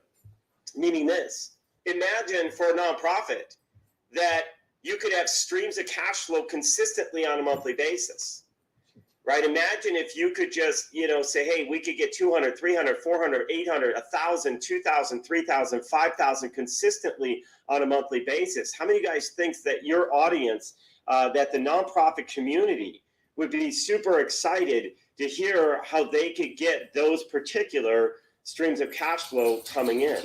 And I'm going to go more into that tonight, like what all this looks like. So I'm not going to go into the details tonight, right now, as we'll do that later tonight. But I will tell you, here's what we did. We created some models in real estate that allow anybody that's either struggling with real estate, maybe they've got a home that's not selling, maybe they're even distressed, they might lose it to foreclosure. What if we could save them from foreclosure? What if we could protect their credit? What if we could have them keep their family home? And what if we could do all of this and you guys could actually make monthly profits as well, and so could the nonprofit from these cash flow streams. So our models are designed around this at the foundation. We help turn homes into higher income producing assets. Plain and simple. If you gave me one sentence, I had to say that's what we do. We turn homes into higher income producing assets. And in doing so, what we do is that creates higher cash flow on a monthly basis. We share that with the owners. We share that with the people that have brought those challenged properties to our system. And then that's where the nonprofits come in, because we're going to help the nonprofits market to their audience, to their network, because there's always people. You guys know this, right? Every day right now, there are people struggling with their homes. Go on the Zillow. Go look at how many homes haven't sold. Go look at all the price drops, price decreases. Look at the number of homes that are now going into foreclosure. We want to avoid the foreclosure crisis. I'm going to tell them to please stop chatting until I tell them. So hold on a second. Please stop chatting me until I...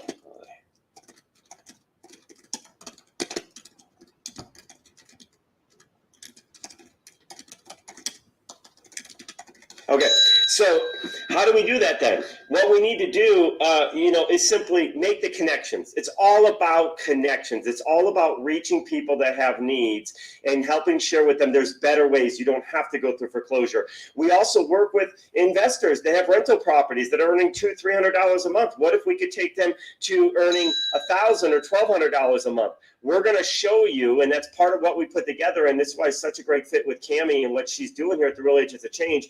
We're going to show you, one, how we can help those individuals, whether they're struggling or they're just doing well in life, be able to earn more, and how we can use that earning more to give back to our nonprofit community, to give back to our communities in need.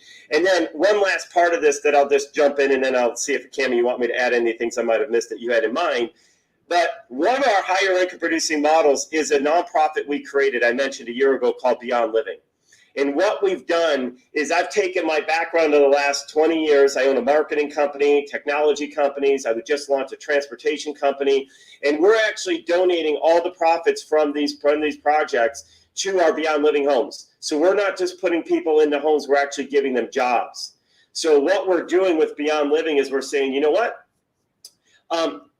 It's not about having a place to live. It's about helping you get reintegrated into the workforce. So we're focused on helping our those that are homeless youth, aged out of foster care, veterans, women at domestic violence and trafficking. All those avatars and those individual people are struggling to figure out how do they get out of their old environments and into the new. So what we decided to do was, let's leverage our knowledge of marketing and expertise along with real estate to create the environment that we can self-supply our own ecosystem, create the jobs. I launch companies now to create jobs, not for income. Right? And that's what we're able to do. And this cool thing is we can do this in any market. We focus on the major and the secondary markets. But someone put in there, Cammie put in the chat box, long-term rental, $2,500 a month. Yeah, we'll become short-term rental at $6,000 a month, or shared housing at $8,000 a month for the same house. In fact, I have some homes. The way I think about it is, think of it this way. It's about $2,200 a bedroom. So if you've got a 5-bedroom home, that's $11,000 a month. That's significant.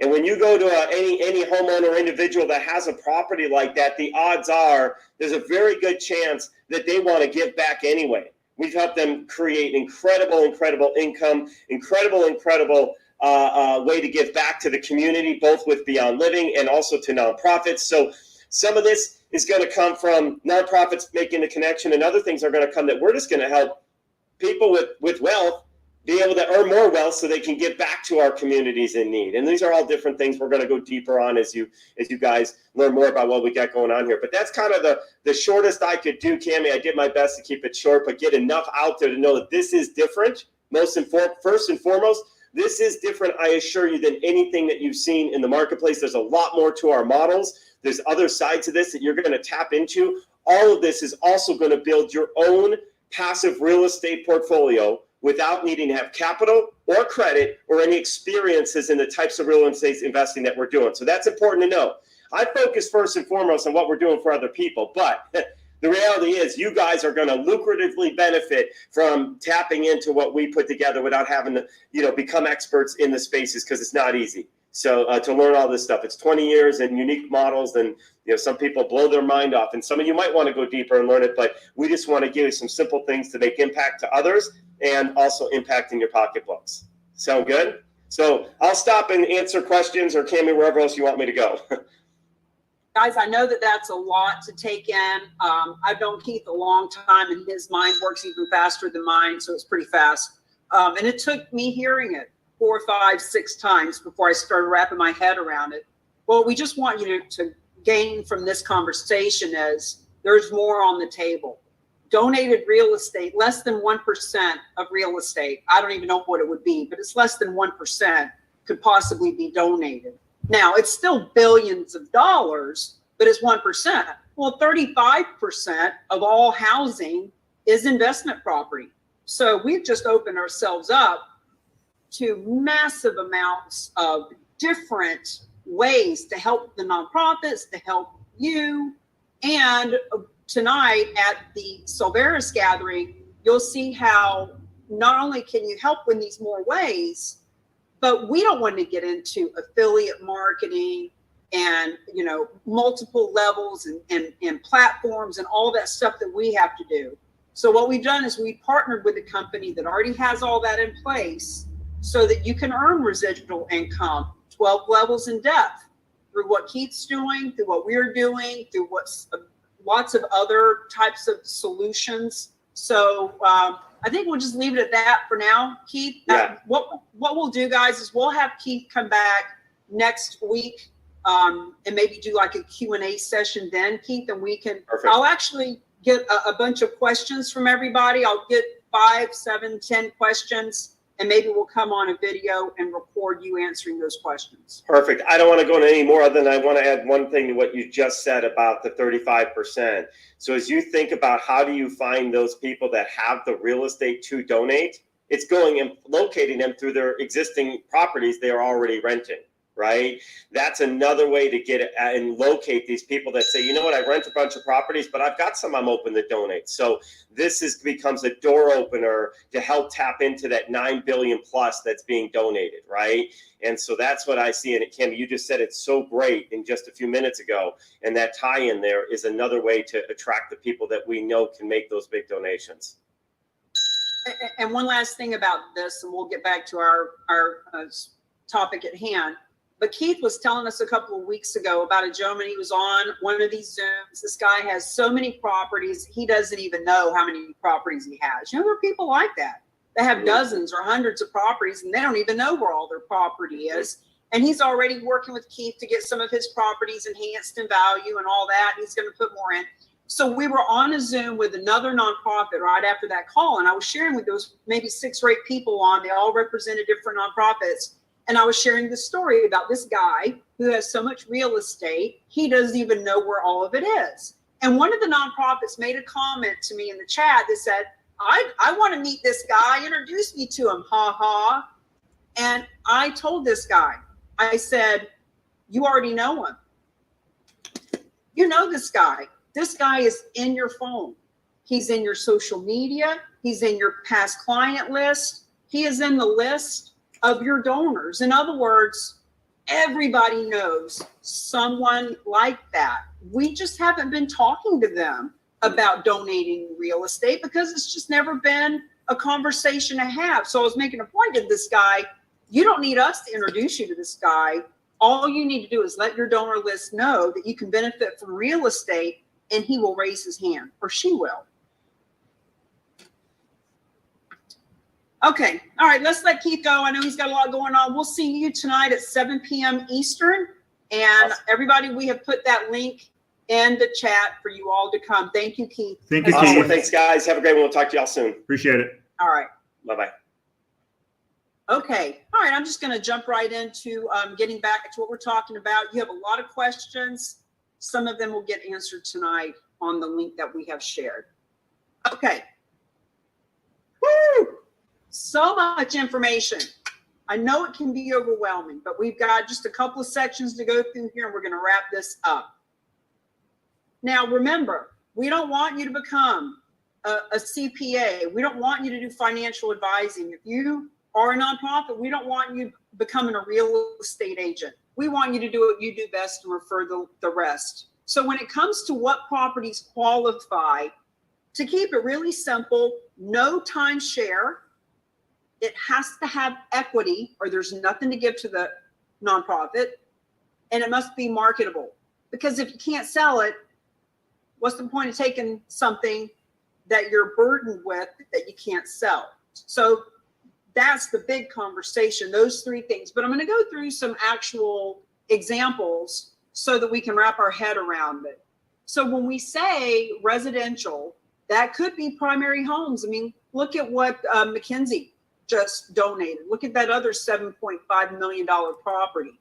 Primary homes, it can be secondary homes, it can be investment properties. So many of these multiple property owners have houses all over the country, residential, and they're donating them. Commercial could be a restaurant, it could be a strip mall, it could be storage facilities, multifamilies, office buildings, any and all kinds of commercial. Hospitality, as a matter of fact, Jim Wooten and one of our own, Barbara Petrella, we're all going to get on a Zoom in a couple of weeks and meet with community foundations all over the country about how all of this commercial real estate that is potentially getting foreclosed on because people aren't going back into the office anymore. What can we do with that? How can we fund nonprofits by the billions? Land, it could be raw land, residential or commercial, farms, ranches. It could be a lot right in the middle of the neighborhood. It could be a waterfront lot. Doesn't matter, any kind of land. No timeshares. No timeshare. Okay, what else qualifies? Length of ownership. Property needs to have been owned for at least a year for the capital gains tax benefit to kick in. Marketability, let's stay on this for just a second. So marketability can change, meaning if the property is currently overpriced, it's not marketable because nobody's going to pay for it. So let's say it's that $1 million condo in Florida that we've talked about, and it's on the market for $1 million. It's been on the market for a year. Well, it's not selling. But when it's donated to the specialized nonprofit, and that donor can get their tax deduction based on that $1 million, but now it's put on the market for $900,000 and it sells, that same property just became marketable with the tweak that could happen because the circumstances have now changed. It could be that that same condo, this $1 million of appraisal, it needs $30,000 worth of kitchen and bathroom update, but maybe the owner just flat out won't do it, but the specialized nonprofit will. In other words, a property that's not marketable can be made marketable under some circumstances. So that's just a little caveat to that. Underlying tax circumstances, we just want you to know that what qualifies is something that is above board, that the donor has philanthropic intention, that yes, they're going to get a tax benefit, but they're not coming at this and from some perspective where the tax circumstances are screwy. Let's put it that way. Now, minimum equity is not necessarily the case as much anymore. Keeping in mind that the average donation is $550, actually has gone up to $600,000. When I did those interviews with Bruce a couple of weeks ago, the most recent 4 case studies, he said actually this year, their average is going to $1 million because there's about 32 donations that will close by the end of the year. And there's about 32 million, right? Because some of them are 2 or 3 million and some of them are 300,000, but the average now is about $1 million. So that minimum equity doesn't come up as much as you might think it would. The minimum equity that Realty Gift Fund is looking for is typically $250,000. However, we have met other resources that will do it if it's a $50,000 donation or even less. Keith will do it for even less if need be. Maximum size is unlimited. So it could be a $50 million office building with a $20 million mortgage and other complicated things going on. Friends, if there's enough equity to make the nonprofit world a better place, it will get done. What are the documents? Well, let's talk about these documents for a minute. This net gift estimate is what is created when the donor comes to the table and they meet the specialized nonprofit.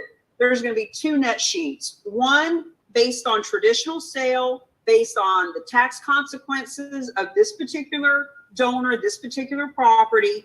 And then here's what it would look like if it was donated.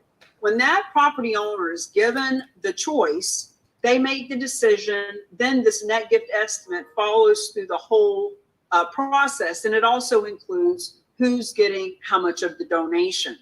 There's either a donation agreement or a bargain sale agreement, depending. Remember that the donation agreement is for property that is donated outright. There is no money that exchanges hands. It is a donation.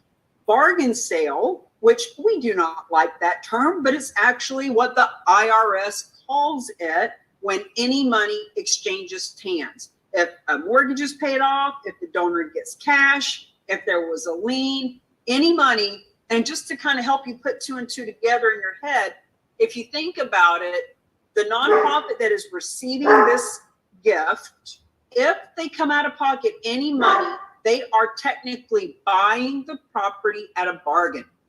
Hence, bargain sale. There's a disclosure agreement, just like any other disclosure. We used to share it here, but the specialized nonprofit has spent years and many thousands of dollars creating it, and they don't share it unless there is a deal that they're looking at. IRS Form 8283 is signed by 3 parties. This is the document that the appraiser signs. Yes, I appraised it for $1 million. I am a real honest to God appraiser, and I'm putting my John Hancock on there.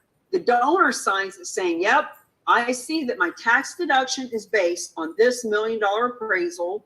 And then it's also signed by the nonprofit that is receiving the gift. In our case, the specialized nonprofit. This is the form that instigates the tax deduction. So when the donor donates the property and the mortgage is paid off and the donor receives cash if they want it, et cetera, they are off that deed in 30 days or less. And this form is created.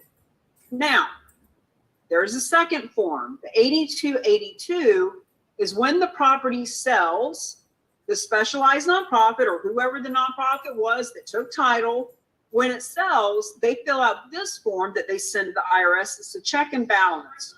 Okay, when you took the gift, you said it appraised at $1 million. When you sold it, it sold at $952,000 or $1,083,000. Like, in other words, they're just making sure that it's comparable. And I've been told as long as it's within 10-15% of the appraisal, it should be all right. Listing agreement, purchase and sales is whatever you have in your state. I liken this to an REO property or to a relocation kind of thing, from the perspective that it's not the original owner, it is now the specialized nonprofit or the nonprofit that's signing the agreements, and it's whatever is in your state.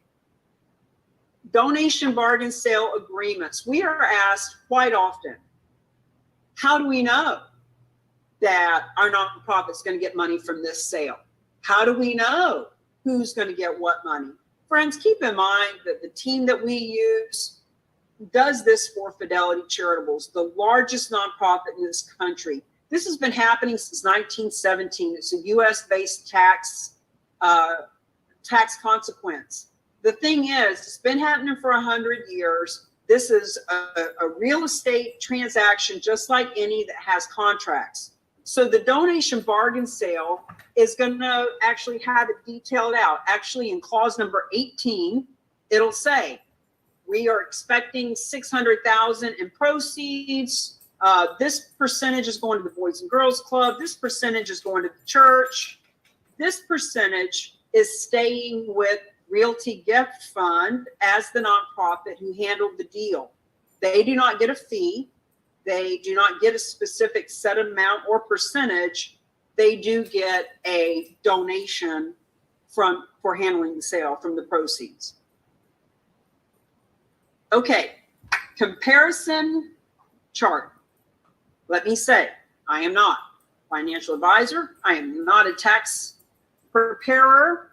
I have no expertise in this conversation.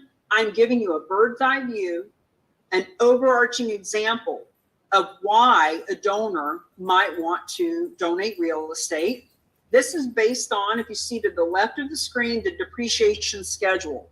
So we have to have an actual donor with specific percentage tax consequences to have an intelligent conversation. So what we're saying here is this depreciation schedule, these percentages, these years, etc., are what we're basing our example on. So side by side, to the left is a conventional sale. If the seller were to sell this $4.5 million transaction, they would pay the typical closing costs right off the top. And the depreciation recapture tax, which is something we don't even talk about. We're always talking about capital gains and being able to write off the adjusted gross income. There are lots of reasons that the donor will benefit. But for this, as you can see, there's almost $900,000 right off the bat that is going to the government from this sale. Look to the right, look at that. Not $900,000 going to the government. So right off the bat, the nonprofit world is getting $900,000 more because of the donation. Cash benefit to nonprofit and cash benefit to the donor. So what we're saying here is, on the left, because it's a traditional sale, they cannot write off the 7% closing cost. And it is bringing the charitable gift down to $3.3 million. And now the donor is receiving the amount off of their adjusted gross income of $3.3 million, as opposed to on the right-hand side, because they donated the full amount, the appraised value was $4.5 million. That is the basis for their tax deduction. So that 7% closing cost is a tax deduction. And all of those capital gains that didn't go to the government, et cetera, what we're saying here is the cash benefit, the cash amount of the write-off to the donor on the left is $3.3 million, on the right is $4.5 million. And so you can see that the overall value of the property on the left-hand side is $4.8 million, because they do get the ability to write off that 3.3, right? So they're saving taxes on that. But on the right-hand side, they're writing off the 4.6. So the amount that they're writing off, excuse me, the 4.5, the amount that they're writing off is increased by 36%, and the overall cash benefit, the cash value of this property is increased by 29%. This is what we call charitable leverage. Leveraging this piece of property for this donor and their situation is now a $6.2 million value property. Now, you are more than welcome to share this with your CPA, to share it with your financial advisor, to show them these numbers and ask them any questions that you want to. This is just that side-by-side comparison that people ask for regularly. And as you can see from how I explained it, I am so not an expert, and I don't claim to be. I don't pretend to be. I am actually thrilled to say to people, I don't know. I don't know how to answer that question, but we do have the team that can help you. And I'm thrilled to say that because I want to be a living example of that which we are suggesting you say. I don't know. I don't know the answer to that question, but the good news is My job is to help the veterans. So while I'm going and helping the veterans, I'll put you in touch with an expert that can handle that question. Okay, we're coming to the end of this section. Just want to share with you what a typical preliminary property evaluation form looks like. This is what it looked like when we were printing it out. There's actually an online version. If you go to therock.com/property evaluation, you'll notice here that the very first question, the most important thing, is what is the donor's unique goals? Why are they wanting to donate? This is why we know that 80% of people who donate real estate the way that we do it are doing it for philanthropic reasons, because we actually ask them. We get a little bit of information about the property. You know, it's so easy now with Google Maps and all the information online. I remember, you know, that picture I showed at the very beginning of the presentation in my red suit. I remember back in those days, we had to drive to the city hall to get the tax card to learn about the property. But information is so readily available now. It's pretty easy to be able to pull up any address and get this information. But we have the property owner fill this out, and then we put them in touch with the specialized nonprofit. Now, you'll hear us mention the roadmap, and that's what this is. A couple of years ago, when I was really green and trying to explain this to people, I had a guy ask me one day, he said, well, don't you just have bullet points to just like show like a roadmap as to how it goes down? So I want to thank that guy for giving me the inspiration to create this, because I want to show you how easy it can be to have a simple conversation.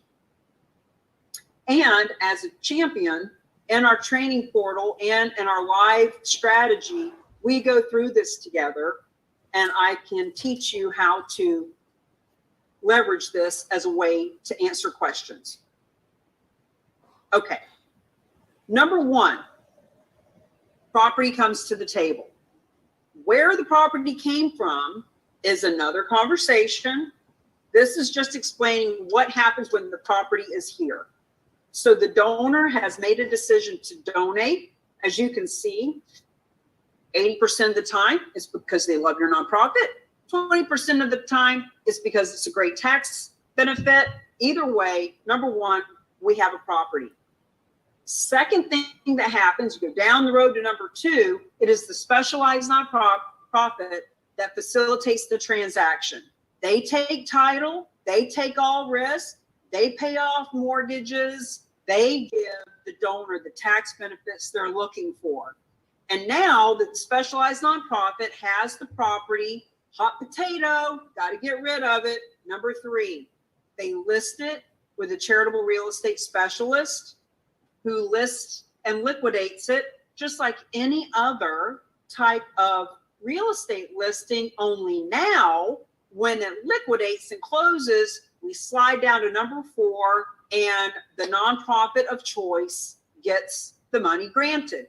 It could be one nonprofit. It can be split up among many nonprofits. It can go into a donor advised fund given to the nonprofit world. Now, the way that we do it, we suggest that there's also a number five. The real agents of change help the nonprofit, the realtor, the financial advisor, the fundraiser, the for-profit business community, the nonprofit world come together. Let's do some PR. Let's let the media know that 123 Main Street, when it closes, the veterans are getting $800,000. What we're saying here is the nonprofit is so far removed from the transaction that they don't even need to know the address. Frankly, it doesn't even matter what state the property is in. However, if this nonprofit is working with the real agent of change in our community, we're going to suggest to them that they let people know, that they send an email, that they do like Berkeley Humane. Oh my God, we just had a donation of real estate come in. We're getting hundreds of thousands of dollars. Do you have any real estate? Will you share this on your Facebook page so that your uncle and your auntie and your friends and your real estate agents so that everybody knows about this. Because when we come together at number 5 to position, partner, promote together, number 1 happens again. And when that donation comes in, specialized nonprofit takes title at number 2. They list it with a realtor, preferably one who's been to our class and knows how this works, at number 3. When the property sells, proceeds at number 4 go to nonprofits. And when the nonprofits and the realtors and everybody works together and we market together, wash, rinse, repeat. So this is the way that I originally wrote it out. And then the team also created another map like that. When you're one of the champions, you'll notice how Michael DeChavy is on this one. This is one of the nonprofits he likes to support. So this is an example. You can put your real estate agent, your nonprofit, etc. So why do the nonprofits and the realtors and the financial advisors and everybody want to partner with us? Because we have this, we're the only one that has this system. There is nobody else doing this, period. And now that we've added Keith and the marketing that his company is providing with us, holy cow, we're giving that marketing to the nonprofit world for free. System, support, strategy to find the real estate donations, to handle the real estate donations, to position, partner, and promote, to find and handle more real estate donations. We have the only national database of charitable real estate specialists. It looks like this. This is our map. You hover over a state, you find nonprofits, realtors, financial advisors that are certified through our system. We are also working with Keith to come up as number 1 in the search engine when people Google how to donate real estate, who accepts gifts of real estate. Imagine, along with Cars for Kids and the Nature Conservancy and all those smart nonprofits that show up in those searches, imagine our map coming up in the number 1 position and you're on it. So that was a lot of information. It is 10 minutes to 2. I'm happy to answer a question or two. The last section we have is about what's next. And we just want you to know you do not need anything from us right now if you would just talk to people, if you just tell your donors, if you just let people know on social media, if you'll just pick up the phone and call people and let them know. You can invite them to the master class. You can send them some videos. You can be a part of the Giving Choice Giving Tuesday campaign. You can do all those things and do it on your own, or you can partner and play with us in the different systems that we have. So, and I'll be telling you about those in just a minute. Does the foundation provide the cost analysis for the donor, or does the 501c3 or realtor provide that? The foundation does, Susan, meaning the specialized nonprofit. They give them all of that. So that net sheet, when they got their comparison, when they decide to donate, that net sheet continues to move and morph and change. So let's say, oh, look at that. We didn't know that there was a leak in the roof. We need $20,000 to fix the roof. Now that's on the net sheet. In other words, it's going to continue to change. And the realtor, the financial advisor, the fundraiser from the veteran group, whatever, can all be part of that net sheet to watch it and see what's going on. But as we always say, do what you do best and refer the rest. We don't want you having to do all that. You stay on mission. Thank you. Thank you. That's awesome. Yep. You're welcome. Anybody else? Question?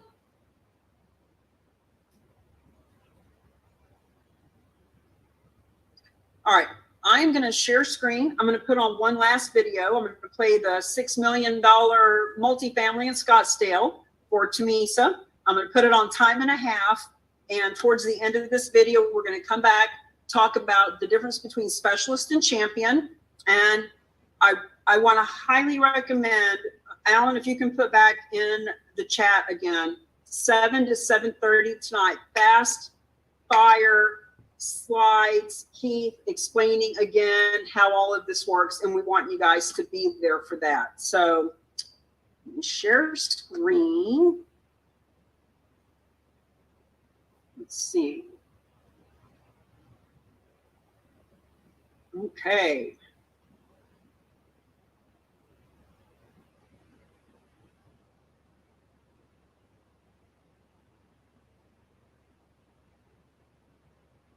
Sorry, 1 second.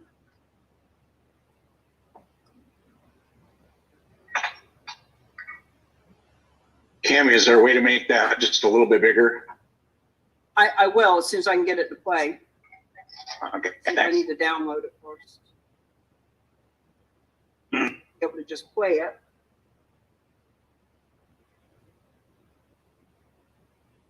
it.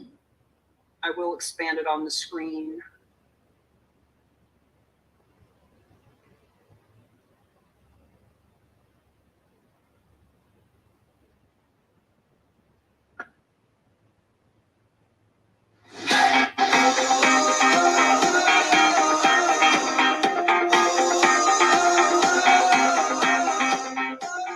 Case studies are so important for people to really wrap their head around charitable gifting of real estate, who donates, why they donate, who gets the money, how much money they get. So we love hearing from Realty Gift Fund. Bruce Geis is the master. He is the secret sauce. They make these transactions happen super easy for any nonprofit in this country. Bruce, tell us the case study for today. Well, I want to be sure that we talk about a variety of different types of donations. So this next one is going to be a discussion of a bargain sale. Okay, a bargain sale, for those who are not aware, is a gift from a donor to a nonprofit for which the donor would like a cash payment, a partial cash payment against the full value of the asset that the donor is giving to the nonprofit. So it's part gift, part sale. And to make this more clear, we are working with a donor now. We haven't closed on this, but it is the perfect example of the kind of work that we do. It's a multifamily apartment building in Scottsdale that has a value of about $6.3 million. And for whatever reason, he would like a $2 million payment made to him against the $6.3 million appraisal that he believes he can get when it's time for him to get the appraisal on his property in respect to the whole process that we follow when we take these donations. The reason for the $2 million payment may be that he would like the return of his initial capital. There is no debt on the property, so we know that we're not paying off any debt. It may be that he's trying to trim down the gift portion to an amount that he can use over 6 tax periods to claim a charitable deduction against his income. Because there is a limit as to how much you can claim against your income, and you do get 6 tax periods to eat up all of the tax deduction. And oftentimes donors do have in mind, how much can I actually use? So we're uncertain at this moment as to what the reason is, but we have agreed to pay him $2 million when we accept the donation and take deed to the multifamily property. And then we believe that there are 2 buyers potentially in the marketplace. Actually, there are probably a dozen buyers in the marketplace, maybe even 24 buyers for a multifamily property in Scottsdale, Arizona. Multifamily properties are one of the hot commodities in today's real estate environment. Even despite the fact that interest rates are going up, a lot of the money that is provided to buyers for multifamily properties come from institutions. So they're essentially cash deals. And so the interest rate environment doesn't really affect that much the sale value. So we believe we have an asset that is going to be reasonable to sell, that it's in reasonable condition. We have checked into this, and that it's reasonably occupied, at 96% or something like that. So we're all in on this, and we look forward to writing that check to our donor for $2 million, accepting his gift, finding a buyer, and producing $4 million, which is going to go to a new relationship that we have with an institutional donor advised fund sponsor, Vanguard. We're really looking forward to that for that reason. That's fabulous. There's so many donor advised fund organizations that are working with Realty Gift Fund, Fidelity Charitables, Vanguard, American Endowment Foundation. Do you have any idea who the nonprofits are that he might be giving out of his donor advised fund? We normally do find that out, and we're not to that point yet. We are going to find that out. It's interesting because our donors know who they're going to support, for the most part. One of the reasons that people do use donor advised funds, I'm just going to be honest here, they have a big event. Donor advised funds are commonly believed to be the solution for somebody who has a big income event and would like to get some capital gains protection on a portion of the event by throwing it into a donor advised fund and then selling the asset and the gift portion passes free of capital gain taxes. That's what's happening here. The gift is being made to our nonprofit. The asset passes free of capital gain taxes. We're in the business of making grants to other nonprofits, and in this case, we're making a grant to a donor advised fund in the donor's name at Vanguard. He may already know the categories that he supports most. We're working with a gentleman right now. His entire category is conservation.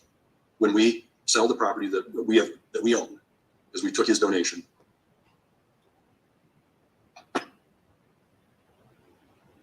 All right, so say that again.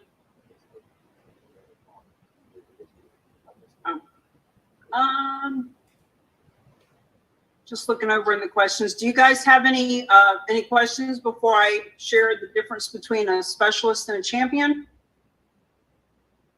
We've got links to the side, donations, documents, FAQs, 101.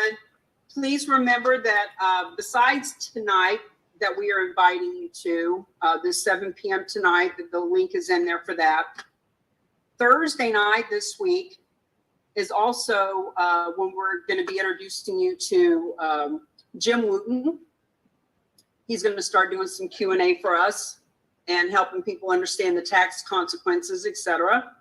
So, all right.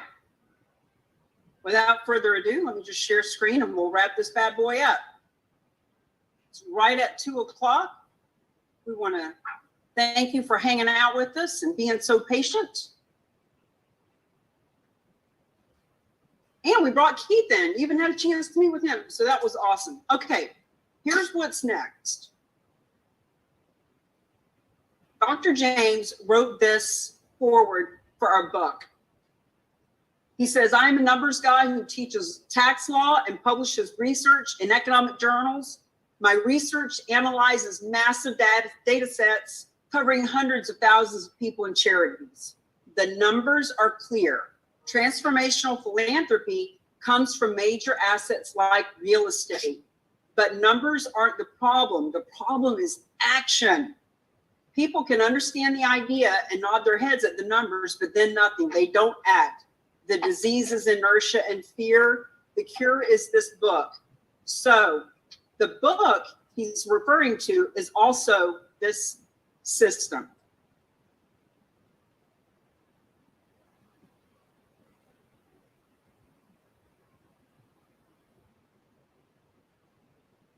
Now, this once again is what it looks like to be a champion. People who are taking action and doing what they say that they will do. And I just want to say, Jim Wooten, I've got a picture coming up of he and I together with our books together. He has really taken a stand with us, and we just really want to put him to good use for you guys. So, charitable real estate specialist is the preliminary. It's what you do. Remember, we turned key number 1 today, and key number 1 is to learn. So the charitable real estate masterclass is the first part of being a specialist. Right now, we're letting people come to the masterclass for free, but by the first of the year, they'll have to be a specialist, and it will include the masterclass, which also for you right now includes the recording of it. So we do have it on the portal. That was a lot of information. If you want to watch videos and put it on time and a half like me, you get the class for free, the recorded version. Specialist also includes getting certified. So you'll take a test. When you get an 80% or more on the test, you get certified. You have your certification. You can hang it on the wall. You can put it on your website, and you can add CCRES to your list of designations. Bo Weidman, who's on here right now, his 14th designation in 47 years of being in real estate is CCRES. So people who are new to real estate as well as seasoned professionals are loving this. And as part of a specialist, you're featured on the national database. And when you see the ridiculous low investment for this, we're wanting to fill this map up. In the next 6 months, I'd like to have 1,000 on here all over the country. So the charitable real estate specialist originally is $400, but Beyond Living, which is the nonprofit with the shared housing that Keith talked about earlier, is providing a scholarship, and you can be a specialist for $97. $97 to be a specialist that gets you certified, recorded master class, and on the map. That's the basic beginning of your walk with us, is to become a specialist. Now, if you go to therock.com/Beyond Living, that's where you can get this $97 special. And that's where you can also get the digital version of our book, Real Estate is Hot, Fundraising is Not. So charitable real estate champions leverage all 5 keys. So we just talked about specialist. Specialist really focuses on that key number 1. Now that you've learned it, let's show people on the map and in your certification that you learned about it. But it is key number 2 of lead generating. It is key number 3 of really understanding about how simple it is to list and liquidate. It is key number 4, leveraging, how to bring partners together to collaborate and actually leaving a legacy. This is what it means to be a champion. So now that we have Jim with us, we actually, I want to show you for a second his page with us. So when you are a champion, you can get your own therock.com page, which has all these links. We talk about, how you can share links. Keep it simple. Now Jim can just copy and paste therock.com/Jim Wooten. They can get all these links and they can see my interview with him right here. And after his spectacular bio is also him on this customized roadmap, 2 versions of it. Here's what I want to show you. Come in here to his page and get his book for free. It's the PDF version of it. I run through it in a day, and it's just fascinating. So come in here and get his book. If you have a book, so for example, Tanisa Leiden is also a senior specialist, and she has written a book. And I don't know if she wants to give one away for free or if she wants to put a link in here where she can sell her book. The point is we want to give you guys plenty of stuff to position, partner, and promote. So go to Jim's page. Also, just FYI, if you go to therock.com/store, you can see all of this explained out. Here's the master class that you just sat through. If you were to just pay for the online recorded version, that would be $47, but you don't have to pay for that. It comes with your specialist package. If you click here on Learn More, you'll see all that's included with that. You'll see the price of $400 on our page, but you're not paying that. It's $97. And then the last thing is the champion. So let me show you what's included with the champion package. This is called the upgrade because you can't be a champion unless you're already a specialist. These are all different training modules, some things that are recorded, some things that we're doing live on the strategy calls, and at other times during the week.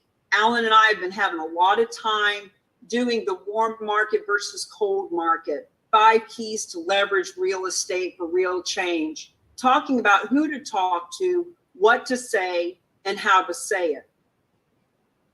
This is really an important part of it. People are always wondering how to start conversations. Dr. Russell James teaches the 4 S's, story, story, story. He says, shut up, but I tone it down to stop talking. It's the 4 S's, learn how to tell a story. And I'm going to share with you what that looks like in a minute. So these are all just different topics and recordings. No technobabble. You know, don't tell people all about, you know, percentages and stuff. Just talk to them from your heart. Talk to them about, top 10. Friends, we're going to do this training here coming up in the next couple of weeks. This Thursday is Jim Wooten Live, and you don't want to miss that. You all are invited to that. No matter what you do, I want you to be there to meet Jim and to hear his side of what he's been doing for 25 years. But this top 10, how to create your top 10 list of promotional partners, this is key for leveraging real estate for real change. We're going to do that next Thursday. As a matter of fact, I'm just going to declare it right now. A week from Thursday, we're going to go through that because we need to figure out where to find our property donors. Who are the whales that we can invite to what we're doing here? This is another one. I'll teach you guys how to do a charitable real estate 101 presentation. So all those things that you see on the landing page, therock.com/101, you can get all those presentations. We'll share them with you. As a champion, you need to have them. You can go and do these presentations anytime you want. We'll teach you how to answer the top 10 questions, how to make a good first impression with a warm introduction. I'm teaching people how to leverage this for recruiting, whether you're a real estate agent wanting to build a team, whether you are a nonprofit wanting to recruit volunteers, whether you're in network marketing and you're wanting to get out and meet and mingle with a lot more people. 7 P's from purpose to payoff. Guys, I'm just going to bang through this, but this is a special training that I was actually selling before we came up with the whole package. This is a $597 value. It's just free. It's part of your champion package. Champion resources. Look, we've got all these signs that we've been creating, postcards that you can give out, marketing, social media, email templates. We do weekly scripts and role play, teaching you how to do presentations, etc. All this stuff is $97 a month. No contract, cancel anytime, $97 a month. And if you want to get some custom marketing, what people tend to want to do more than anything is the $997 for the full year, because not only do you save 2 months of payment, right? You get 2 months free, but here's what we also give you. We're not giving these bonuses at $97 a month because we don't want to spend all this time creating this marketing and then just have you, quit in a month. We want you to have some commitment. So the bonuses are that page I just showed you, therock.com/Jim Wooten. You get one of those too. This is Barbara. She's got one of these pages. This will include updating your bio, 2 versions of that roadmap. Remember how I showed you with Michael and with Jim's version of the roadmap. Other bonuses. We're going to do an interview with you. We've got about 100 interviews right now that you can share of us with other people in the Rock. But let's do one with you that you can send out in a press release, that you can put it out on your website or on social media. As a bonus, the team will give you some personalized material to promote your interview and the Zoom background. You've been seeing mine today. Barbara's got a really cool one. She likes the one with the blue wall there, but you'll get yours that's personalized.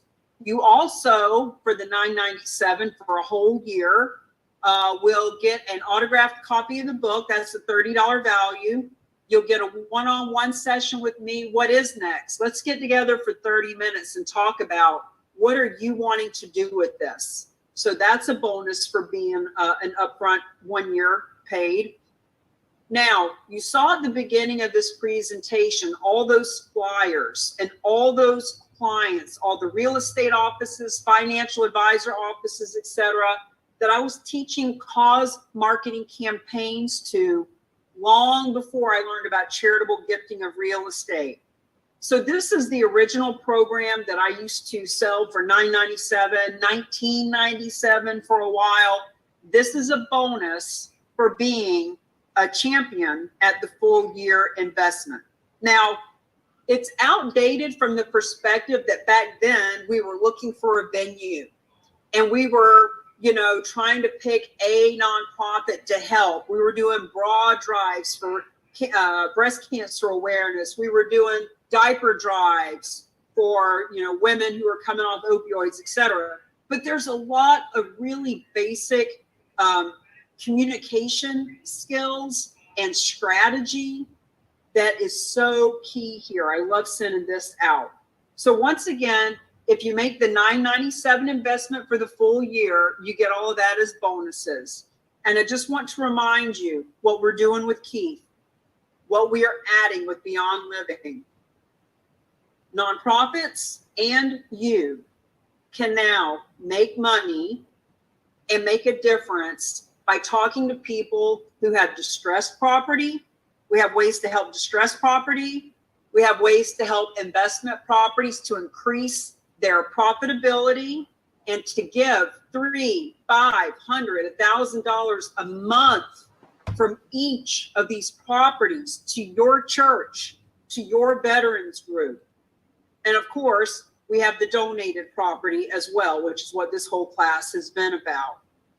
So Silveris, The Rock, and Beyond Living, which is one of Keith's group, just as a reminder, tonight at 7 p.m., Silveris.com/Cami.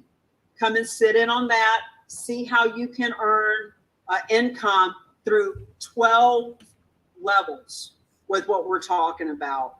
So I'm just going to stop sharing, see if anybody has any questions about what we're talking about.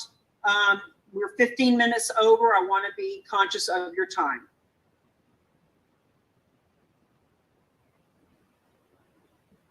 One question for clarity that comes up more than anything, do I have to be a specialist to become a champion? Yes, you have to be a specialist first, because the specialist package is your certification, your license ability to use the logos and branding, and put you on the map. If you're not a specialist, you can't be a champion. But once you're a specialist for $97, because Keith's company is sponsoring the other 300, then you can be a champion at either $97 a month or $997 for the year. That includes all the upgraded custom marketing that I just went through. And if you go, by the way, to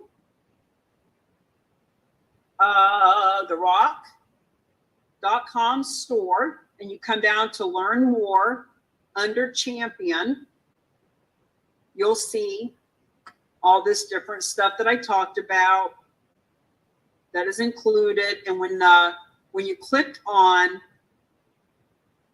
becoming a champion, you'll see that the choices are right there. $97 a month, no contract, cancel anytime, or the annual that includes the bonuses. We've made it just as simple as we possibly can. Okay, Jersey says no questions at this time, but a huge thank you. Looking forward to continued learning. Yep, Jersey, glad to have you. Oh, you have a question? No, I'm just going to say, hey, I really appreciate it. Again, I was in and out today on this, but I think this is my 7th time. I've been involved every time since I did it the first time. And you pick up a little, like Sam said before, you pick nuggets up all over the place. And I'm really excited about tonight's presentation with Keith. That's all part of what you're doing. So here's to the real estate agents of change. Amen. Bo is one of our partners at Silveris, 47 years in real estate, 14 designations now with the CCRES, and he hasn't missed one yet. So, guys, I just want to be respectful of time. I'm actually going to go eat and take a nap before we do the Silveris thing. So, thank you once again for being here. Tamisa, so glad to see you. Please make sure that Kim and Susan are on your list of follow-ups this week.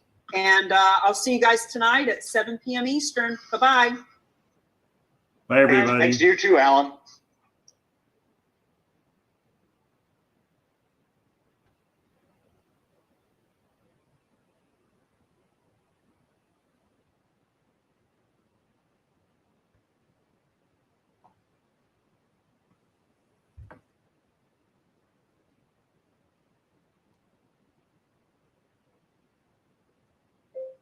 Thank you so much for coming and learning more about charitable gifts of real estate to nonprofits. Period. This was the masterclass.